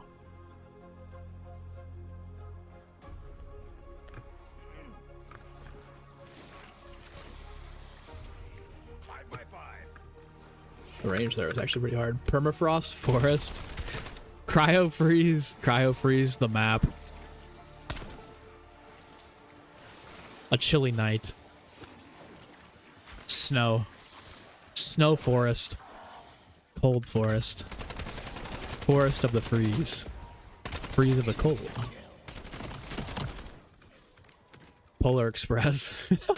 Oh, imagine if it is a Frozen map and they have a fucking train. That's what the train's depicting, is it's part of the Frozen map. It's literally the fucking Polar Express. That'd be interesting, man.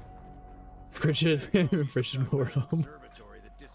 Where the DLC maps leaked, you know New York one isn't happening, but it could be other ones. Well, nobody actually knows if the New York one's happening now. I mean, there's some evidence to suggest it could still possibly be a thing.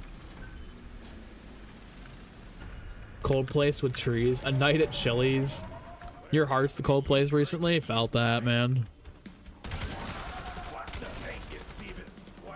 Felt that, brother. An old train playable area would go so hard. Old train in Nuked York. Ooh, bang. Voyage of Despair, cold. The New York map, I think so too. I think the cold map could actually be a New York map. Cold ones. A frosty tip. Never mind. Ignore that. Let it go. Frozen map confirmed. Dude, what the fuck was the snowman's name in Frozen? Oh my god. I watched the movie. I saw Frozen once before. What the fuck was his name? It's on the tip of my tongue, dude. Why am I... What the hell was his name, man? Olaf. Don't crucify me. Don't crucify. Olaf. Yeah, Olaf. Imagine if Olaf is like the Klaus of the next map. That'd be hard. It's just like, what the fuck am I doing here? Olaf boss fight? That'd be pretty sick. Imagine if it's a giant snowman. That'd be so unrealistic, but I'd be here like it. I'd be here for it. Chronicles 2 this game. Chronicles 2 next game, please. Save it for the 20th anniversary when it makes sense. Feel like they'd save Rick Toppin for last though. I do too, but imagine the twist. Imagine the twist. I think now that we don't really know shit about the maps, things are gonna be real interesting from here on out. explosive cold tip.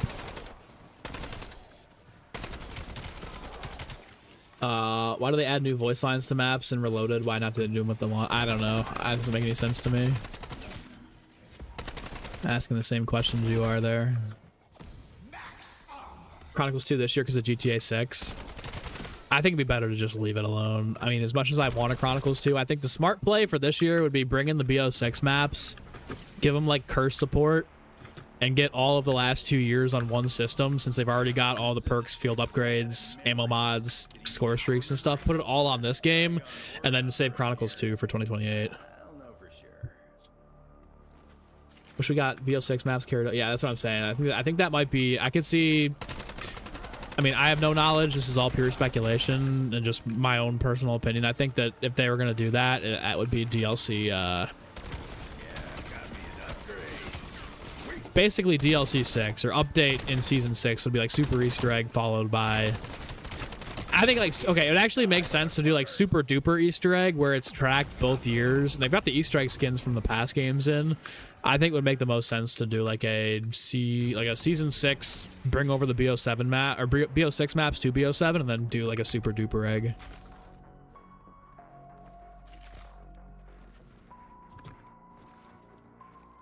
All right, where is Oscar? I forgot you can actually see it on this, not in cursed. Oscar.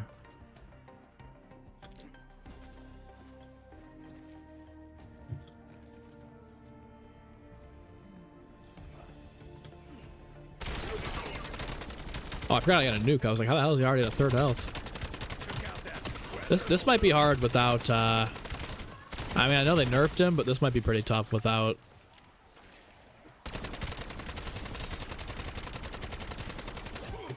Yeah, this...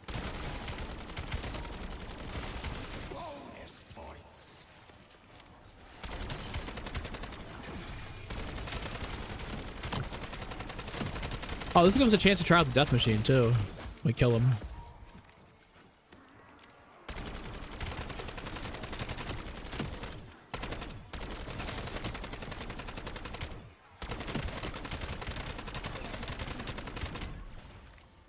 Need a death machine, bro.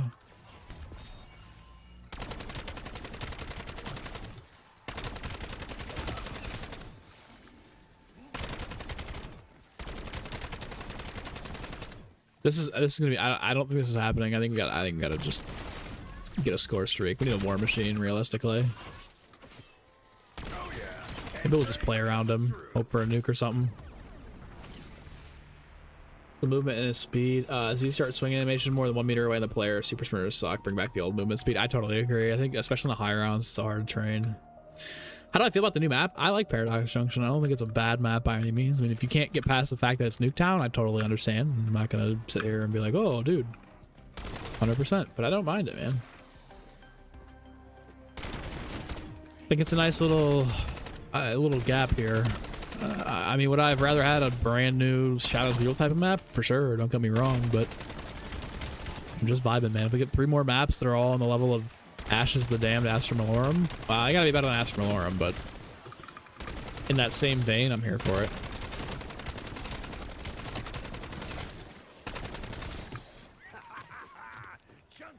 What's up, Muffles? How are you?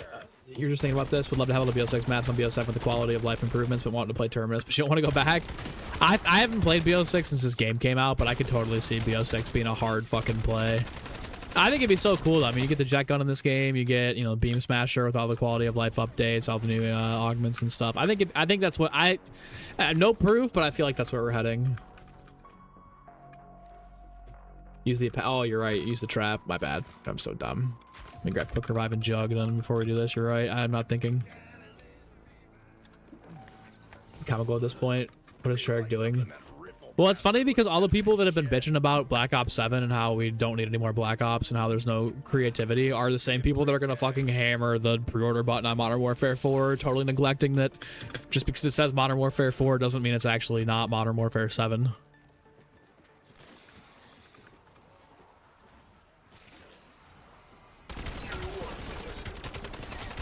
Fuck, we're out of ammo.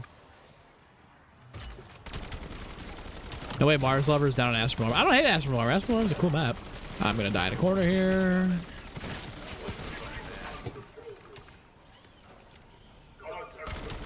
I need you to follow me to this trap over here, buddy. Sneaky, sneaky, catchy monkey.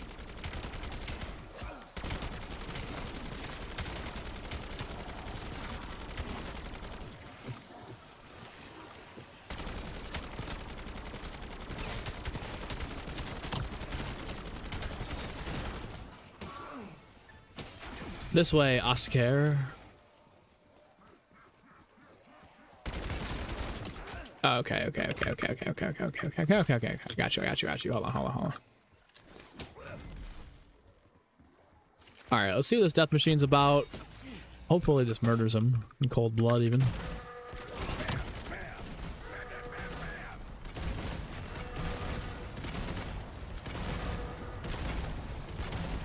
I'm not even gonna get a hit off on this guy. There we go. No! Oh my god, he's not so weak, but he's weaker.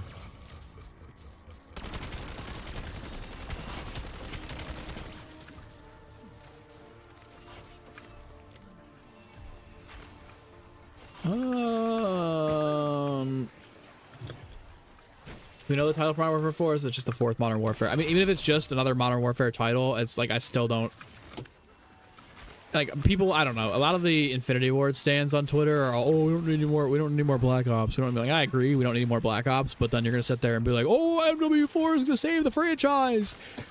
Okay, what's the difference between? I mean, just because it says MW4 doesn't necessarily mean it's not MW7. Maybe so. Yosh, what's good, Andrew? How are you? Are you him yet? Let's go. Hold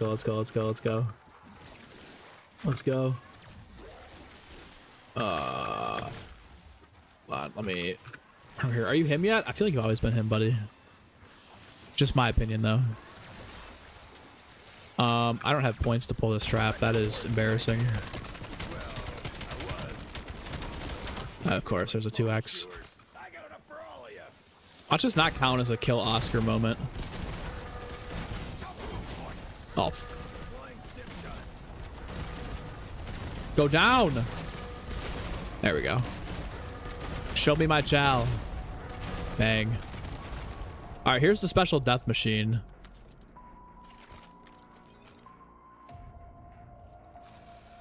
What's different about this?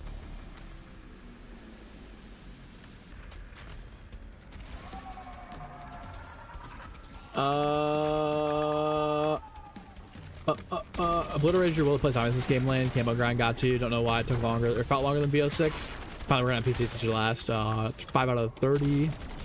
Hell yeah.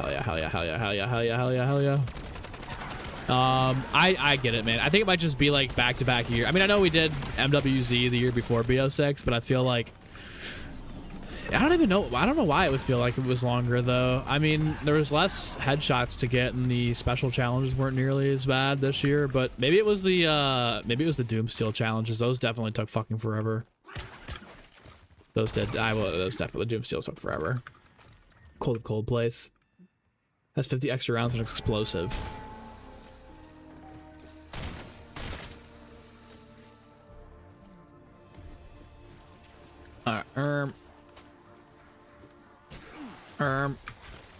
What's been speculated so far? My theories, my speculations is that we're going to the frozen forest from BO3 and the house will be there and it'll be like a big fucking just like corrupted shithole of ether stuff laying around from the ether timeline. But that's my theory. There's no proof to back that up whatsoever outside of the house just being in the end cutscene of Paradox. That's pretty cool, I guess.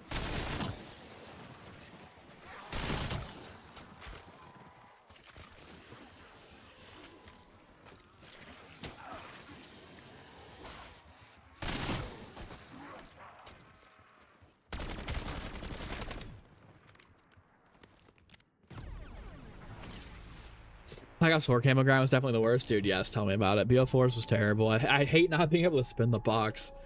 Or having to spin the box for stuff. Dude, I would get the Hancock at like 25 when it was already useless, and then I'd be fucked. I wouldn't be able to get kills with it, and then it'd just be over. Yeah, that's the only thing I like about the modern era when you're talking about like camo grinds or stuff or going for that stuff is just like having the ability to, I think a weapons locker is what they just need to do. Give me a pistol, spawn in like it's cursed, and then just have like a weapons locker for like 5 or 10k where you can buy your loadout weapon. New York got scrapped for Nuketown, you thought? There's potential that it actually didn't, and this cold place is like a Fallout version of Nuketown, where it's like a nuclear winter. Or not Nuketown, sorry, Nuke York. There's still potential that that's still on the table. Because one of the chalk drawings in Paradox is the like Empire State looking building, a big skyscraper, and there's also like Richtofen with the Nuketown. I mean, that could obviously just be the nuke in the background of the boss, but potential there.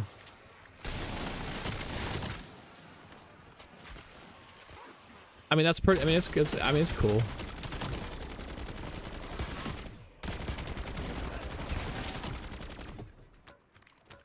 Not bad. The house is in the frozen forest, and we've already been to the frozen forest after Ashes. Yeah, technically. There is nuclear winter New York. I think it's either way. I think either one could be potentially cool. Maybe it was lack of playtime for you as well. I spent the majority of the time playing only zombies for a hot minute instead of bouncing around on how fast the end game grind went. Yeah, that's true too. That could be it as well. Yeah, because endgame was like, dude, endgame was quick. Endgame was probably like less than a week. Well, certainly less than a week of in-game time, but the endgame was probably like 24 hours of in-game time to complete. Especially if we already had a good skill track set up and like a maxed out operator.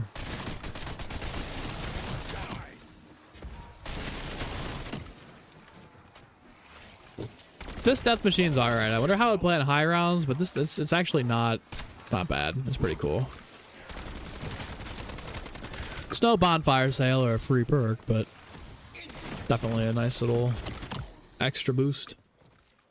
What if the next Shadowsmith is Monty? I doubt it. I think the Shadowsmith's working for Monty. I think the Shadowsmith, the Warden, is working for Monty. I think we'll get 2 nuked themed maps. I totally agree. Unless it's not like a nuke one off, it's just Fallout, like cold New York.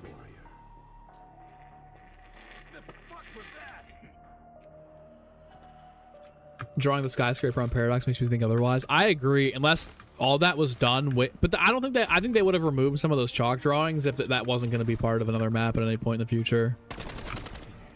The more I think about it.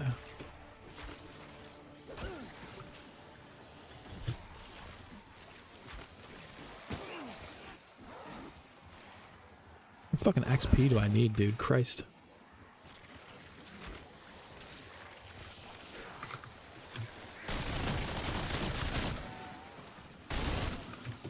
Yeah, it's kind of weird that they get knocked down, though. It's tough for training. Monty didn't die. He just got banished. Yeah, technically, I don't think Monty's dead. I don't think the Shadow Man could technically be dead.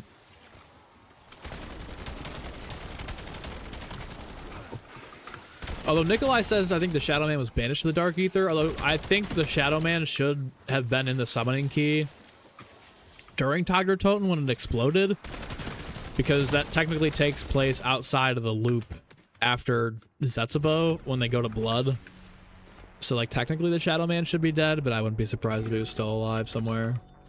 The threads of our existence remain. Could be references to shadows now that you're thinking about it. I don't know. I don't know if it would be that. Your theory, faith. That's Shadowsmith, dude. Yeah, that's Shadowsmith, dude. I'm gonna check my XP levels here. If this is still like not even close to the last tier. I'm just going.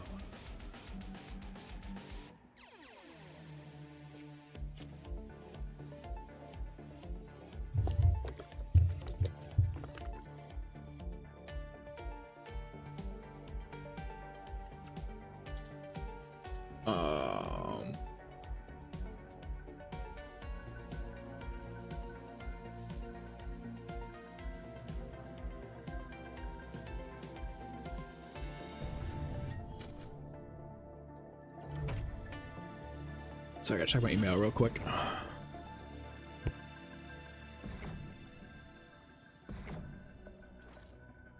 Oh, let's go. Oh my god, huge. Let's go.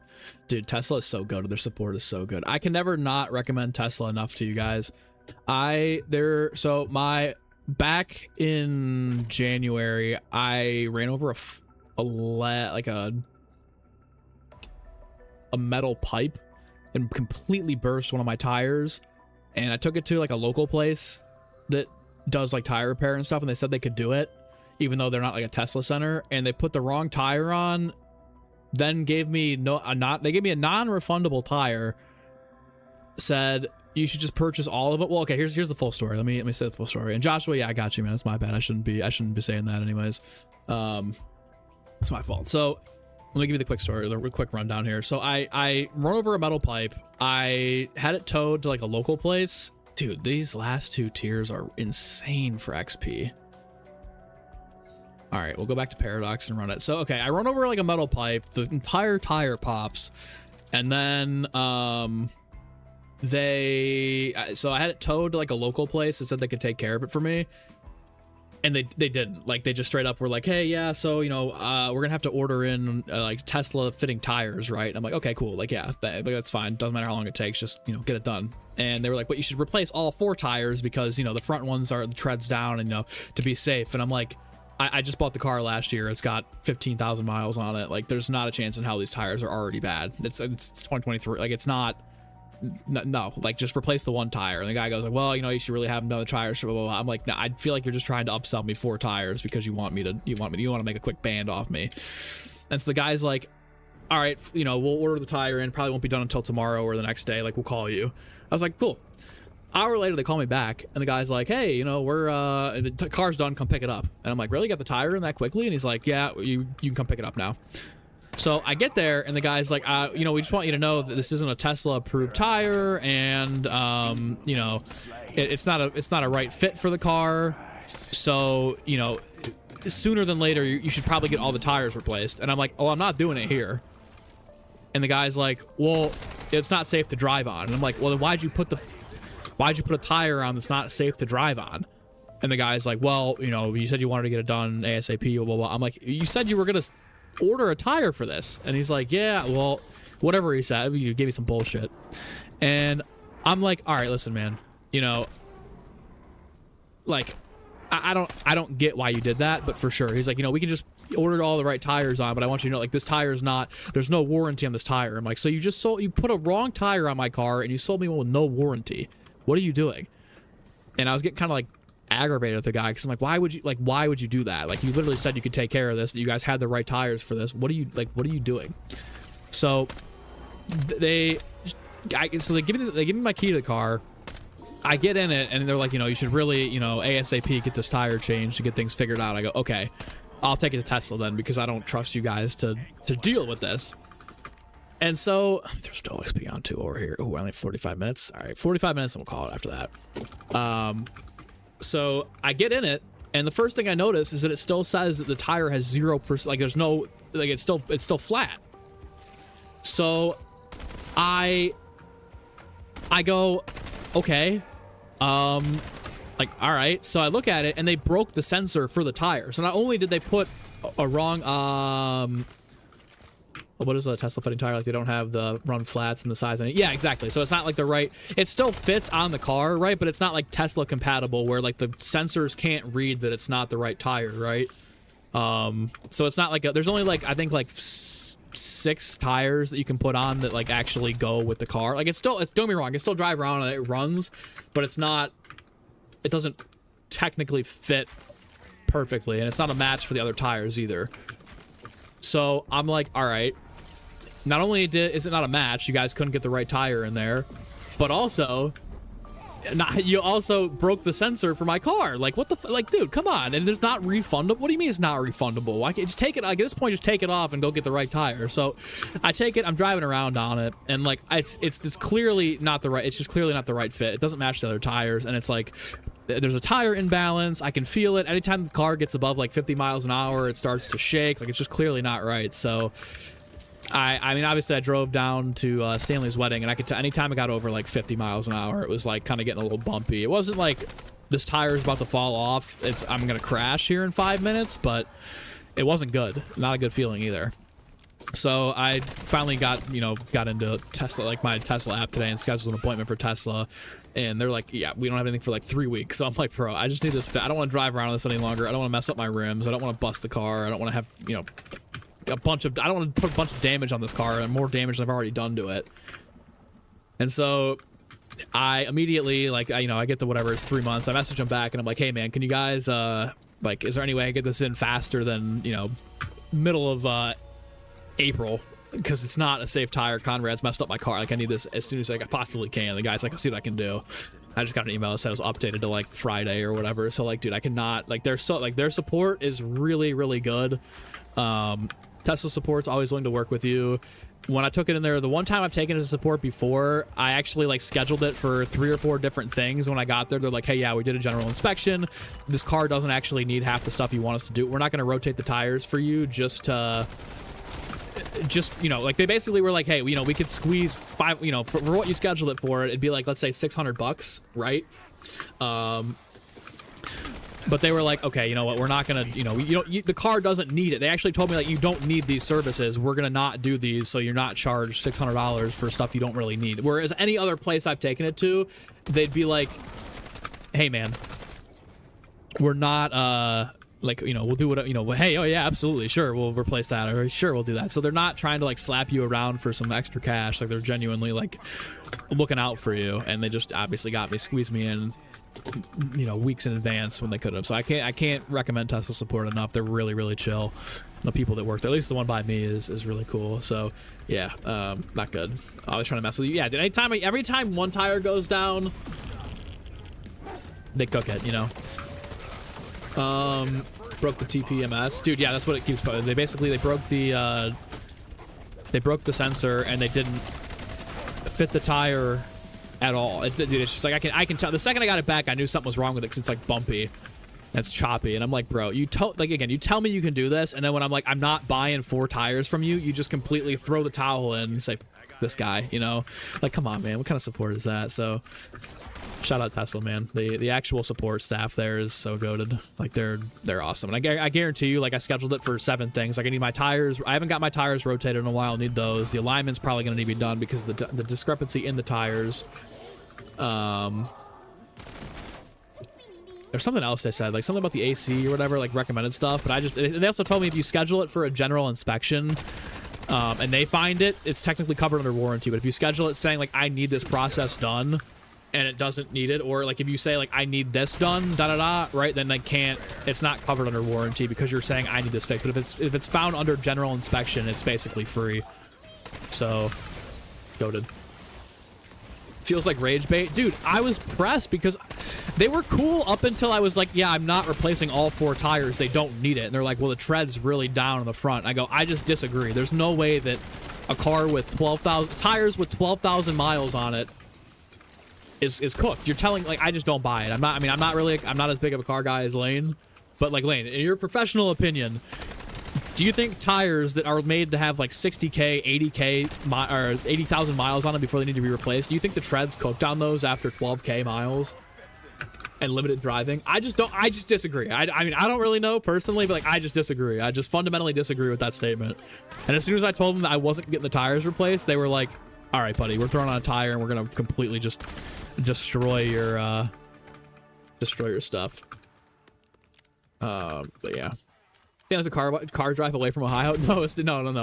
I could have flown, but honestly, I don't really want to dox for. I mean, people probably know where Stanley lives, anyways. But where Stanley lives is quite far away from Ohio.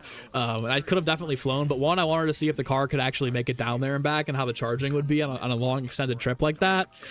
And 2, I don't mind, like, I actually like, it's nice, get out of the house, clear my head. I don't really mind it, but dude, it was so cheap to get down there for electricity. Like, it was probably like $100 to go from, it was probably like $100 for 1,000 miles. Let's say that, right?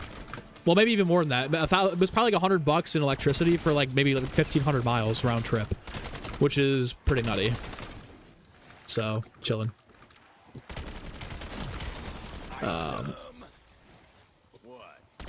Had a terrible experience at Pep Boys. Yeah, bro, I was testing Fate playing right. Dude, I was too, because like I wanted so badly to just jet. Dude, when it's fine, like 100 miles an hour in the Tesla feels like you're skating on ice. Like, you don't even feel it in the road. But like when I was doing like 80 trying to pass these twins, I was like I was tweaking out. I was like, I can't be trying to show off right now because I'm gonna crash my car. My tire's gonna fly off. I'm gonna fall down a fucking cliff.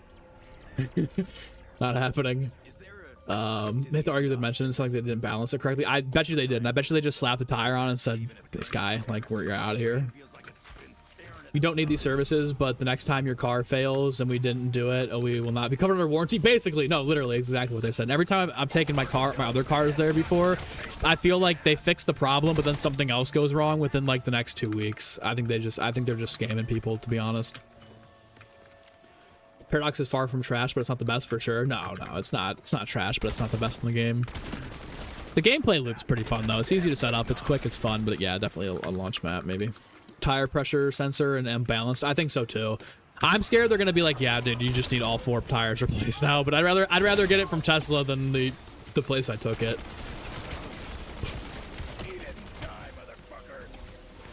What year and model? It's a 2023 Model 3. So I got it. I got the 23. One, it was a great deal. It was used on Carvana with only like 10,000 miles on it when I bought it, and it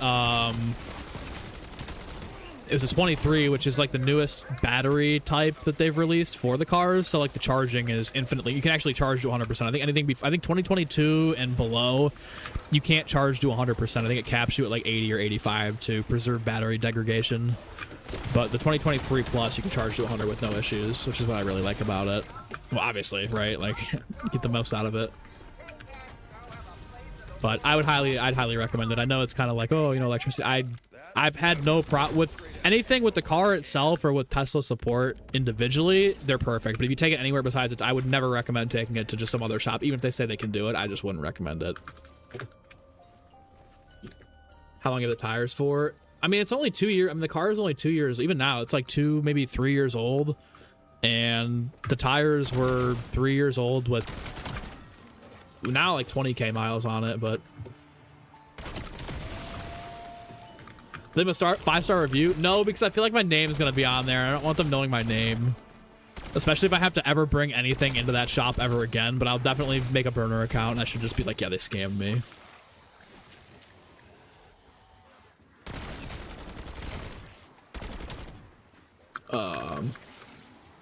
Paradox clears Nuketown Zombies. I actually agree. I think that this might be better than Nuketown Zombies, and I think the gameplay is better than Alpha Omega. I wouldn't say I don't like the lore. The twins are good. The twins are actually like really. The twins are the best part about this map. The twins and the Warden might be the 2 best like narrative plot points that they've done all year. I don't know if this is better than. It's definitely not better than Ashes. I think that the gameplay loop might be better than Astra, though. And I like that this is more catered towards being a Nuketown Zombies remake than a whatever it is. I don't know. Oh my god. Alpha Omega.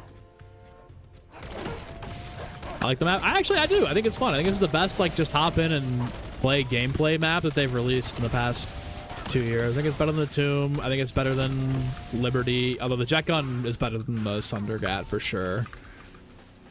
But Twins are peak. Twins peaks. I've never been to a Twins peaks, but might have to. All right, Lane. 60K can cook in 20K from abnormal circumstances or not rotating them on suggested intervals. Use a coin for reference. Once it gets to Lincoln's head and the tread pattern replace. Okay, I see what you're saying. I sent pictures for reference. I get what you're saying. I don't think there's been. I didn't rotate. The Tesla recommends that you. Tesla recommends that you get the tires rotated every like 6,000 or 8,000 miles. I definitely haven't had them rotated since I bought the car. So I definitely put on maybe like 10K miles when their rotations are 6K, but I don't think that's enough to completely destroy the tires, especially because they're good. Like, they're good tires. It's not like they just bought, like, they were Tesla tires. They were the ones I had on, that were on them when I bought it were like Goodyear.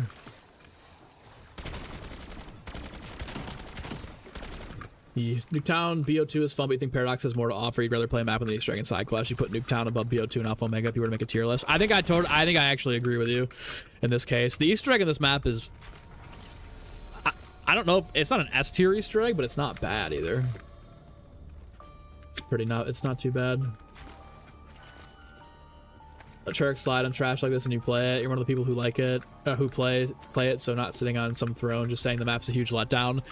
I would agree if there again, if it was a tomb situation where this eats up one of 4 DLC slots, and I'd say for sure. But I mean, if we're getting 3 other DLC maps that are between, well, I certainly hope they're bigger than Astronorum size. I don't have some questions, but like if we have 3 more large-scale DLC maps that are actually packed with content, I'm okay with this. I don't think this, but this isn't. I don't think this is a survival map though. Like I don't view this as like I would say this tomb is more of a survival map than this. And to be completely honest, I think that this is. If you had to compare these between Liberty Falls, the Tomb, and Paradox, I'd say Paradox is probably the best of the 3. I still think the jet gun's better than Liberty, but I think this is certainly. I mean, the Easter egg is. I think the Easter egg is well done. And the lore of this map is actually really, really... I think the lore might be better than Astra and even Ashes to some degree. I think this might have the best lore in the game.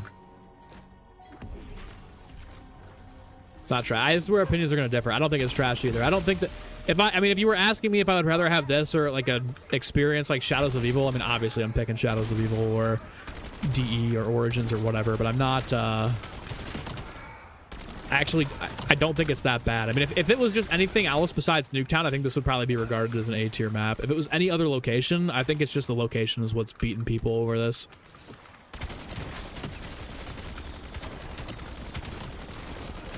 I will give them points for new tech, though. I think the teleportation, having 2 maps being the same thing but different versions and being able to teleport between both of them, I actually do agree.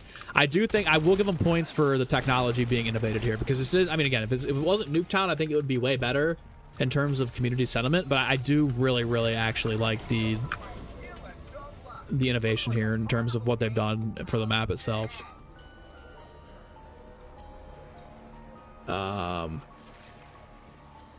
Lance, your suggestive replacement inspections I can do at home. So I appreciate you. I'm gonna go as soon as I get done here. I'm gonna go out and start just messing around with the car and see what's going on. I already know something's wrong. I know something's wrong with it. The car itself was even like when I first went to take it in for an inspection after I bought it, just to make sure everything was good with it, because I felt like there was some shit that was up with it. And I ran over tire tread last year. The second day I had it, I fucking ran over like semi-truck tire tread in the road on the highway, and it cracked the undercarriage of the car.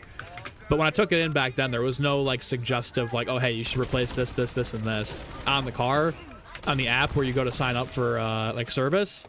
So my guess is that like the car knows something's wrong with the tires, because it like was like, yeah, you need an alignment and you need like tire rotations and shit. I was like, okay, yeah, something's clearly not right here. Yeah. Your service, let's go! My boy, Con, what's good? Oh yeah. Wait, hold on. I'm letting this read it out. I'm letting it read it out. I'm letting it read it out. $6.72. Oh yes. Shucky ducky quack quack. We live. How you doing, MZC? Can't hear. Shucky ducky quack. Is that, you make that up, or is that, where's this from? It's a pretty interesting line, but I respect it. I respect it. What's up, Con? I'm chilling, man. I'm chilling. Finally back in the groove. I was out for about a week. I went to Stanley's wedding. I got to meet Stanley IRL, which was, dude, Stanley is so based. He was so happy. I've never seen anybody more happy at a wedding, man. Stanley's such a G. He was just cheesing the entire time. What a guy. But I met Stanley, I met Afterlife, and I met Joshua Shaw as well as John Rizzo too. They're all really cool guys. It was fun, man. It was fun. I think we had low expectations coming in, so we realized it's actually not bad. Yeah, I think that might be half the battle too. Just everyone's expectations were so low for it that it was like, oh wait, it's actually not as bad as I thought it could have been.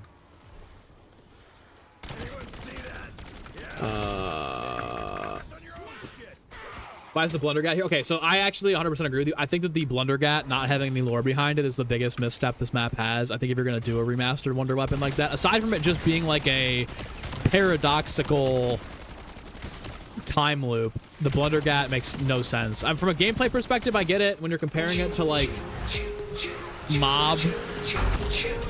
I get it, but yeah, not having any lore tied into the Warden definitely sucks. Andrew, we're gonna agree on this. Con, let's go. Appreciate you, member, for the 5th month. What's the round 100 strategy for this map? Run around and pull traps. But the justification for it being Nuketown with the twins, actually, it does make sense, because the evil version of the twin is Samantha's memories from the Ether timeline, and this is I mean, I'm not saying this is a great justification for it, but technically this is the last place that they were all together in the Ether timeline, and this is also the place where her dad died. So it's all just a memory from Sam, but again, I don't know if that's an A1 explanation, but it actually has some sense, more so than the Blundergat, where it's there to be there. But they should have had some sort of explanation with the Blundergat. No doubt about that.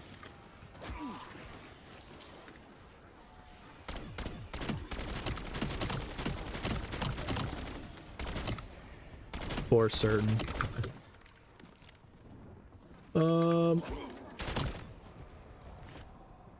How's Afterlife doing though? I thought he was KK for real. Afterlife was good, man. Afterlife is such a good person, bro. I really fuck with Afterlife. I mean, I'm obviously, like, we've talked on, the podcast before, and we've done, individual games and whatnot before. But actually, like, we met up at the wedding, obviously, and then afterwards, me, Josh, and Afterlife went out for drinks, and we just talked and kind of, obviously, we talked a lot of zombies because that's our mutual talking point. We talked about life too and stuff, and he's doing really, really, really good. He's doing a lot better than he was last year in the fall and stuff. So. It was really good to see that he was still, doing really well and enjoying life, but he's also a really, really solid guy. Everyone is. I mean, Josh, I went out with Josh too. I talked to Josh and Afterlife the most, obviously, because Stanley was rightfully with the, in the wedding part, obviously doing the wedding and stuff, so he didn't really have time to hang out and chat with us and stuff. But yeah, probably my favorite part was going out with those boys. It was cool. It was cool. Afterlife's doing well. I think I might go to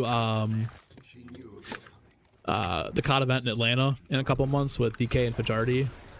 So if we're going, I know Afterlife lives on the way down to Atlanta, so I might see if he wants to hang out for a night or something. Because like I had a great ass time with the boys, like going out and just hanging out and bullshitting at the bar. Like they're really cool people to hang out with too, outside of just talking zombies. Like they're actually pretty sick.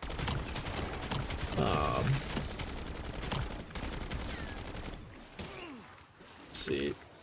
Oh, Booker T, yeah. Have I got the helmet relic yet? No, I have the, oh, maybe.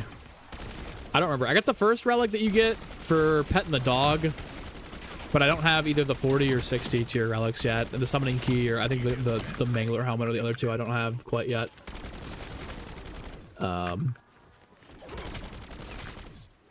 Yeah. What's my drink? Okay, I'm not a drinker, I'll be honest with you. I very rarely drink. I would rather smoke than drink. But when I do go out and drink, normally it's a vodka Red Bull, but it was already pretty late at night, so I couldn't go with that. Because I didn't want to be up late as shit, because I had to get up and drive the next morning, and I had to get up early, so I didn't want to be wired at 2 a.m. in the hotel room just fucking around. But I would say mine's vodka Red Bull, vodka Mule, or like a Jack and Coke with Diet Coke. I like vodka because it's low cal, honestly. I mean, obviously it's still alcohol at the end of the day. You're still, putting shit into your body, but yeah, I'd say number 1 is the Mule, number 2 vodka Red Bull are my two top choices for a drink if I'm gonna drink. And then after that, it's probably like wine. I like a lot of different types of red wine. I try as many as I possibly can.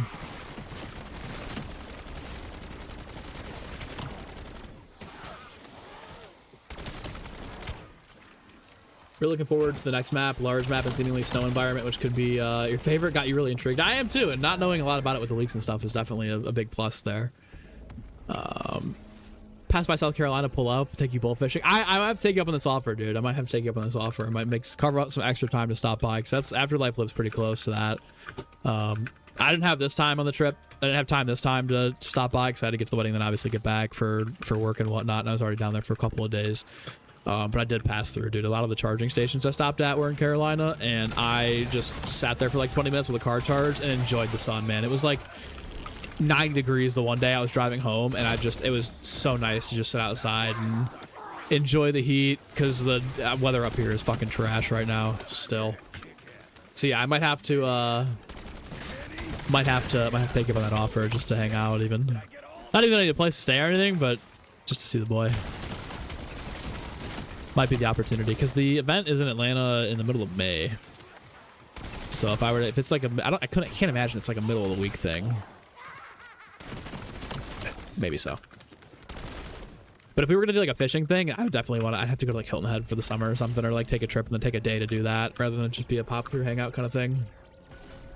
Give you an old fashioned or good bourbon or scotch neat and you're happy. That was actually Josh's drink. Josh got an old fashioned at the Marriott that we were at.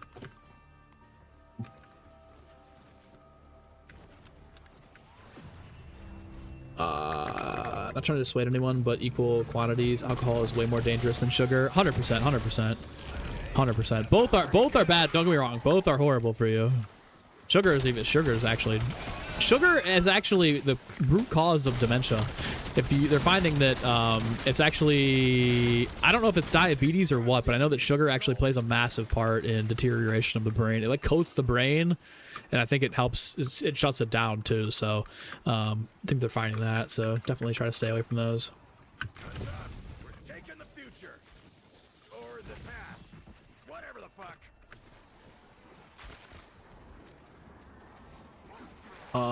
No more wonder vehicles you hate, Tessie. That's hot. I think, yeah, I agree. I think Tessie works for Ashes of the Damned, but I wouldn't want to see Tessie on a random map. Where do I live? I live in Ohio. I live in Cleveland. I won't say where in Cleveland, but I was on 9. Oh yeah, I-95. Yeah, I was lane. I thought about actually hitting you up, but I didn't want to just be like, hey man, I'm coming through, because I really didn't, like, I don't want to be like, oh, I need a place to stay, because that's not what I was going for. But like, I definitely was driving through the Carolinas being like, dude, this guy probably lives like 20 minutes away from where I'm at any point right now. We'll make it happen. We'll make it happen. Especially if I'm going down to Atlanta, we'll try and make at least like a lunch or something happen at a minimum. 100%.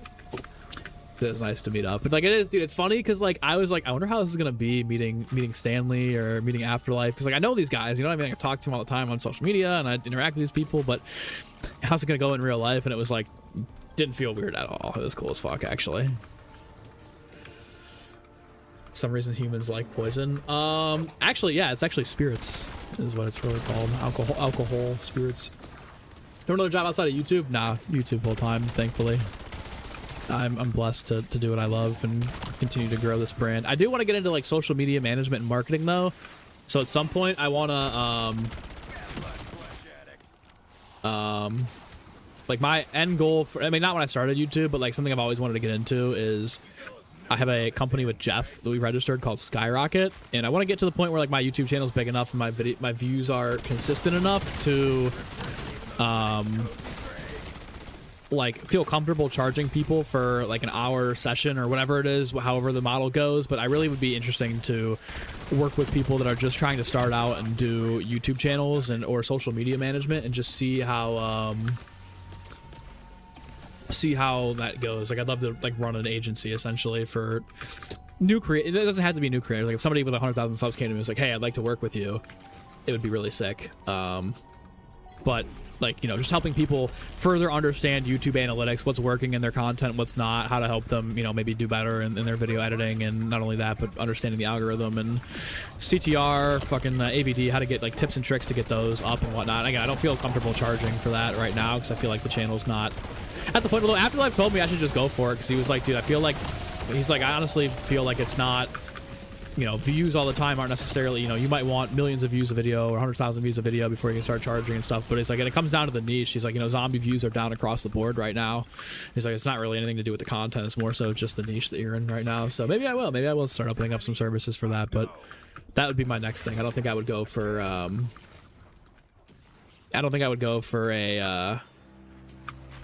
like, I wouldn't want to pick up a shift at fucking GameStop or something, but I'd rather just start a side hustle like that or another channel. I'd love to break into NBA content too. Would have pulled I stopped at the one in Somerton or Manning, could have been there in no time. Lane, I'm telling you, if I'm going to Atlanta, I told them I'd drive because another part of the reason why I wanted to drive and why I like driving is because I like having my car in places. I don't like having to, one, rent a car, and two, I don't like having to rely on Uber to get me from point A to point B. I like being able to just go wherever I want when I want. So if I'm going down in May to I don't think it's maybe it might be Champs. I don't think it's Champs. If I'm going down in May to the COD event with DK and Fajardi, I think they're flying, so it'd be me coming back. We could definitely like plan like a lunch or something where I just like pop out and we'll stop somewhere and grab some food and hang out, get a drink or something. I met the John Rizzo. I did meet the John Rizzo. I did get to meet John. That was very, very cool. I've watched John stuff since I was a kid, man. It was really interesting to meet him in real life and, you know, get to just associate with him, because I never thought I'd go. John's cool. John's really nice. Everyone was really nice. At first, everyone's kind of like feeling each other out, you know, like, you know, What can I say? What can I say? That kind of stuff. But no, everyone was really fun. It was a good time.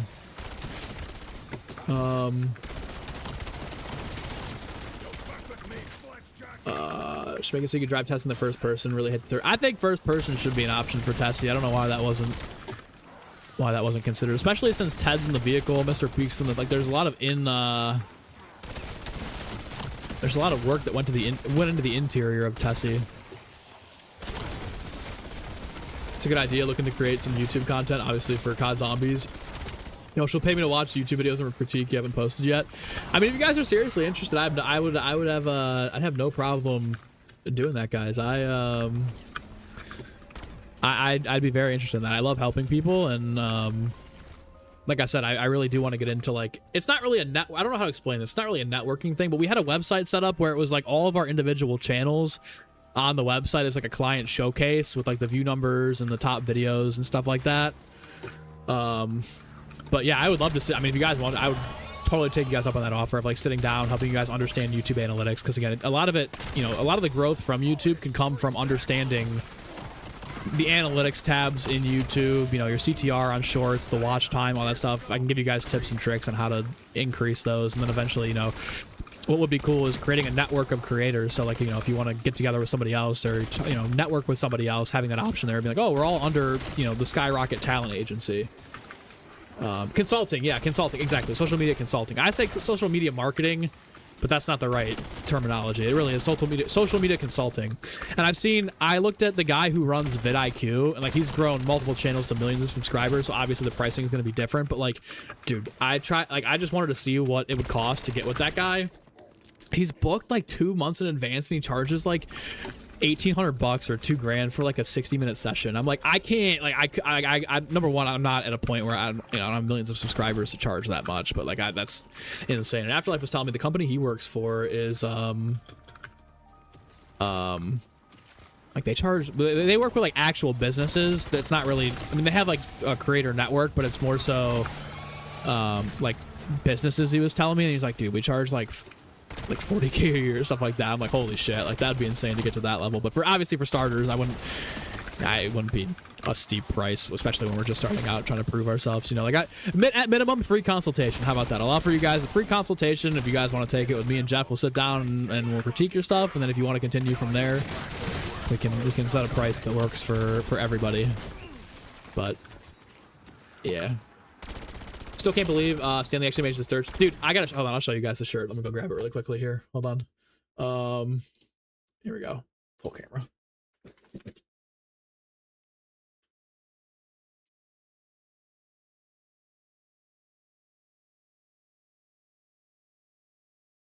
Yeah, this is the shirt that Stanley made for everybody that attended the wedding that plays COD Zombies. Super sick. Super sick. This is gonna be my new gym shirt and my new hoop shirt in the summer. I might cut the sleeves off and go sleeveless here because I'm a sweater and this color is not flattering for people that like to sweat in the armpits. But yeah, dude, this is super sick. I hope he makes merch for this, but it is cool being like one of only 5 people to have this shirt right now. I really fuck with it. It was definitely a nice gift from Stanley, man. Definitely a nice gift from Stanley. Super sick. Consulting though, yeah. Is that kind of like machinima? Not necessarily. Yeah, not necessarily. I wouldn't say it's, no, not necessarily like machinima, because machinima was actually just like a YouTube channel where multiple creators posted to. It was more so I'd have to pull up the website to show you guys. It's essentially just like a consulting agency where like we would get together, sit down and talk about your stats and stuff. But like the website itself that we had set up had like my channel, Jeff's Cleveland Sports channel, our Twitter pages and stuff linked. It was like basically like a client showcase for the website.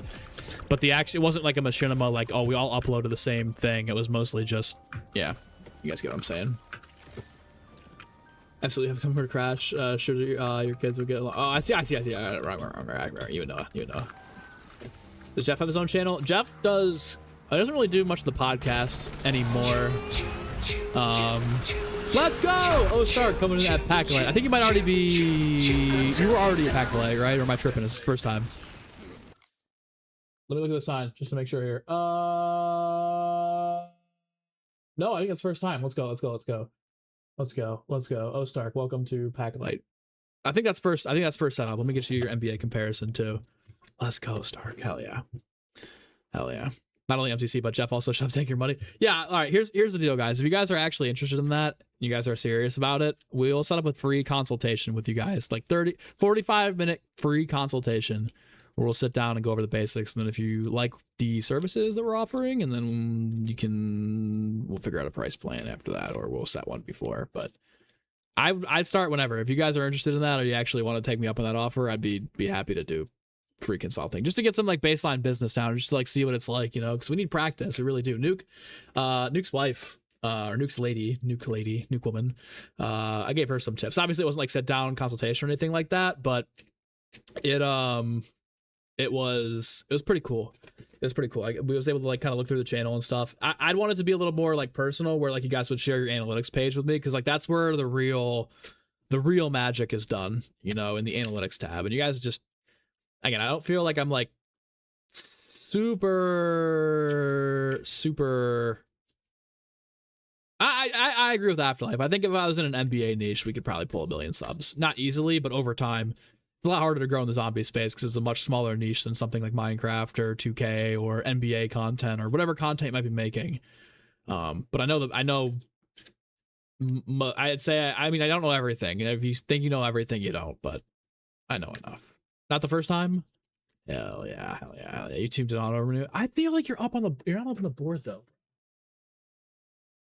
Oh no, yeah, you are. You're right there. Here you are. My bad, I didn't see you. My fault. What's up, L9? How are you?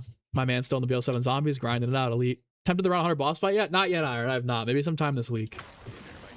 I'm trying to get the swordfish, finish up this challenge, because I've been gone for a week, and then the weekly chow for the hammer attachment. Please don't nerf this gun, Peric. I love this gun, dude. So good. Favorite one to use this year so far.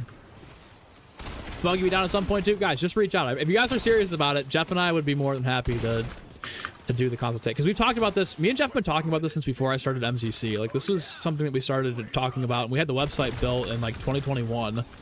But I agree with Afterlife. I mean, you know, no motion guarantees inaction guarantees no action, no motion. So we got to get it started somehow. So if you guys are interested, minimum free consultations here.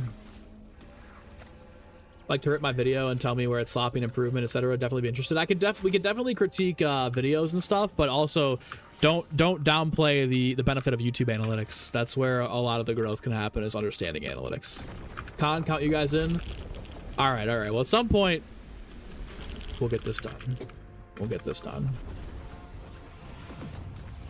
Let's contemplate the price of inaction. Exactly. I've done though. You guess your one live will have analytics. When you get your video, how about that? When you get your video edited and stuff, maybe this gives you some motivation to get your video and your content, the ball rolling for you and Con to get your guys' content rolling, get like a video or two down, and then we'll do the consultation. Smug, whenever you want to go. I know you've already got some stuff done. I know you guys have been prepping the zombies channel too, so love to help there.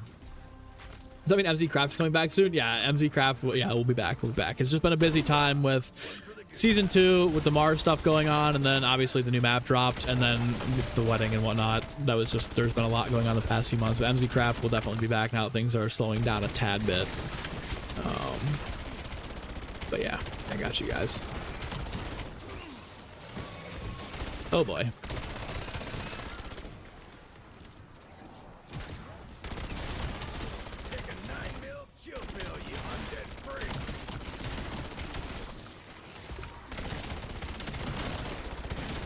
Also, I will promise, like, if you guys get your videos done and stuff, we won't spend me and Jeff will review the videos before we go into the meeting. It won't be like, all right, here, so for the 45-minute free consultation, we're just sitting here watching the video with you, talking about it in live. Like, we can, but, like, we'll have notes going into it. It's not, trust me, guys, this isn't sloppy. This isn't going to be a sloppy thing. This is literally, like, I would take this very seriously, because, like I said, we've been talking about this for years. Want to get the videos done that we almost finished up with, and yep, cool, perfect, excited, beautiful. Create a little library, and then we'll go from there. Yo, she gotta start somewhere though. That's the thing. It's nothing is ever perfect. Even the videos that I upload, anybody uploads, they'll always tell you there's always room for improvement. Gotta start somewhere. I've been busy with the blonde twins. I wish. In another life, maybe. Maybe in another life.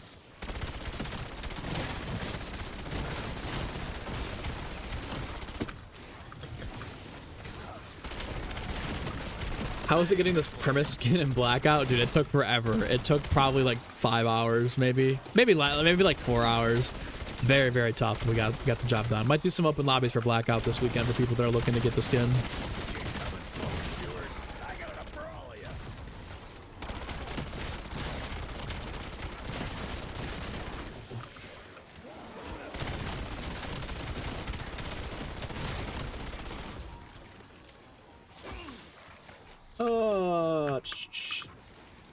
Is a consistent upload schedule the most important thing? I would say yes and no. I'd say for growing a community, yes. But I think, like, I've seen people not upload for like months and then just come back and they get like a 1 out of 10 banger. So I would say yes. Well, yes. I wouldn't say you have to stick to like every day at 3 p.m. this is gonna happen. If you're gonna live stream, that's probably the best case scenario. Like for live streaming, yes. You want to have a consistent, like, at this time we're gonna go live, so you know people are like already thinking like, hey, I'm gonna at 3 p.m. on Tuesday I'm tuning into this live here. But in terms of uploading, I'd say no, but at the same time you don't want to like upload and then fall off a cliff for a month or two. You definitely want to have some content stacked up. If you haven't already started a channel, I would say maybe get like a couple of videos done before you start, and then have like a nice bank of like 3 or 4 videos ready to go before you even start the channel. Had Rapid do all the rework for thumbnails too after you saw the tweet. He does great work and amazing prices. Rapid's a homie, man. I keep telling him, I'm like, you should definitely branch out and extend your services a little bit, because I think eventually he'd get to a point where he could be doing that. If he had a big enough client base, he could be going full time. I know it'd be a lot of stress for him probably, but he does fantastic work, and for the price point that he offers, he's a G, absolute G. I definitely keep working with Rapid. He does amazing work. I'd love to, like with the Minecraft stuff, I'd love to push him into like a little bit of other content outside of COD too, just to see like if we could diversify the portfolio a little bit too, because then that would bring in more business for him. Because I'm the type of guy that's like, man, if I'm working with you, or you're my guy, like we're gonna find ways to everybody eats, When you played God of War Heavy, you uploaded your PlayStation screen caps and got a lot of your uploads with 8K views, dude. That's insane for PlayStation uploads with the screen caps, bro. Yeah, if you had a capture card, you could definitely put some work in over there. All right, I got 5 minutes left in this double XP. I'm gonna go back to the menu and see where we're at here. If we're not even into the last tier yet, I got some questions about how long the back half of these passes really are. Oh, I need to shower. I gotta stretch. Gotta make a protein shake. No audio cue this time. Interesting. Omar, Goat's still alive. Let's go, bro. Let's go. Omar, I gotta show you the shirt. I met Stanley. I went to his wedding over the weekend, and he made us a shirt for attending the wedding.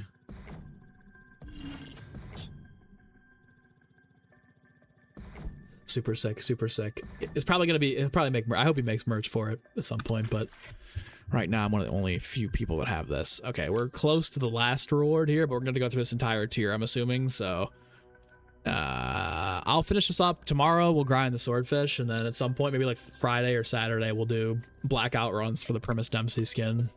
That way we can have some fun. Oh, double XP weekend too. Nice. We might be able to get really close to 1,000 here pretty soon. I want that skin, bro. I want that skin.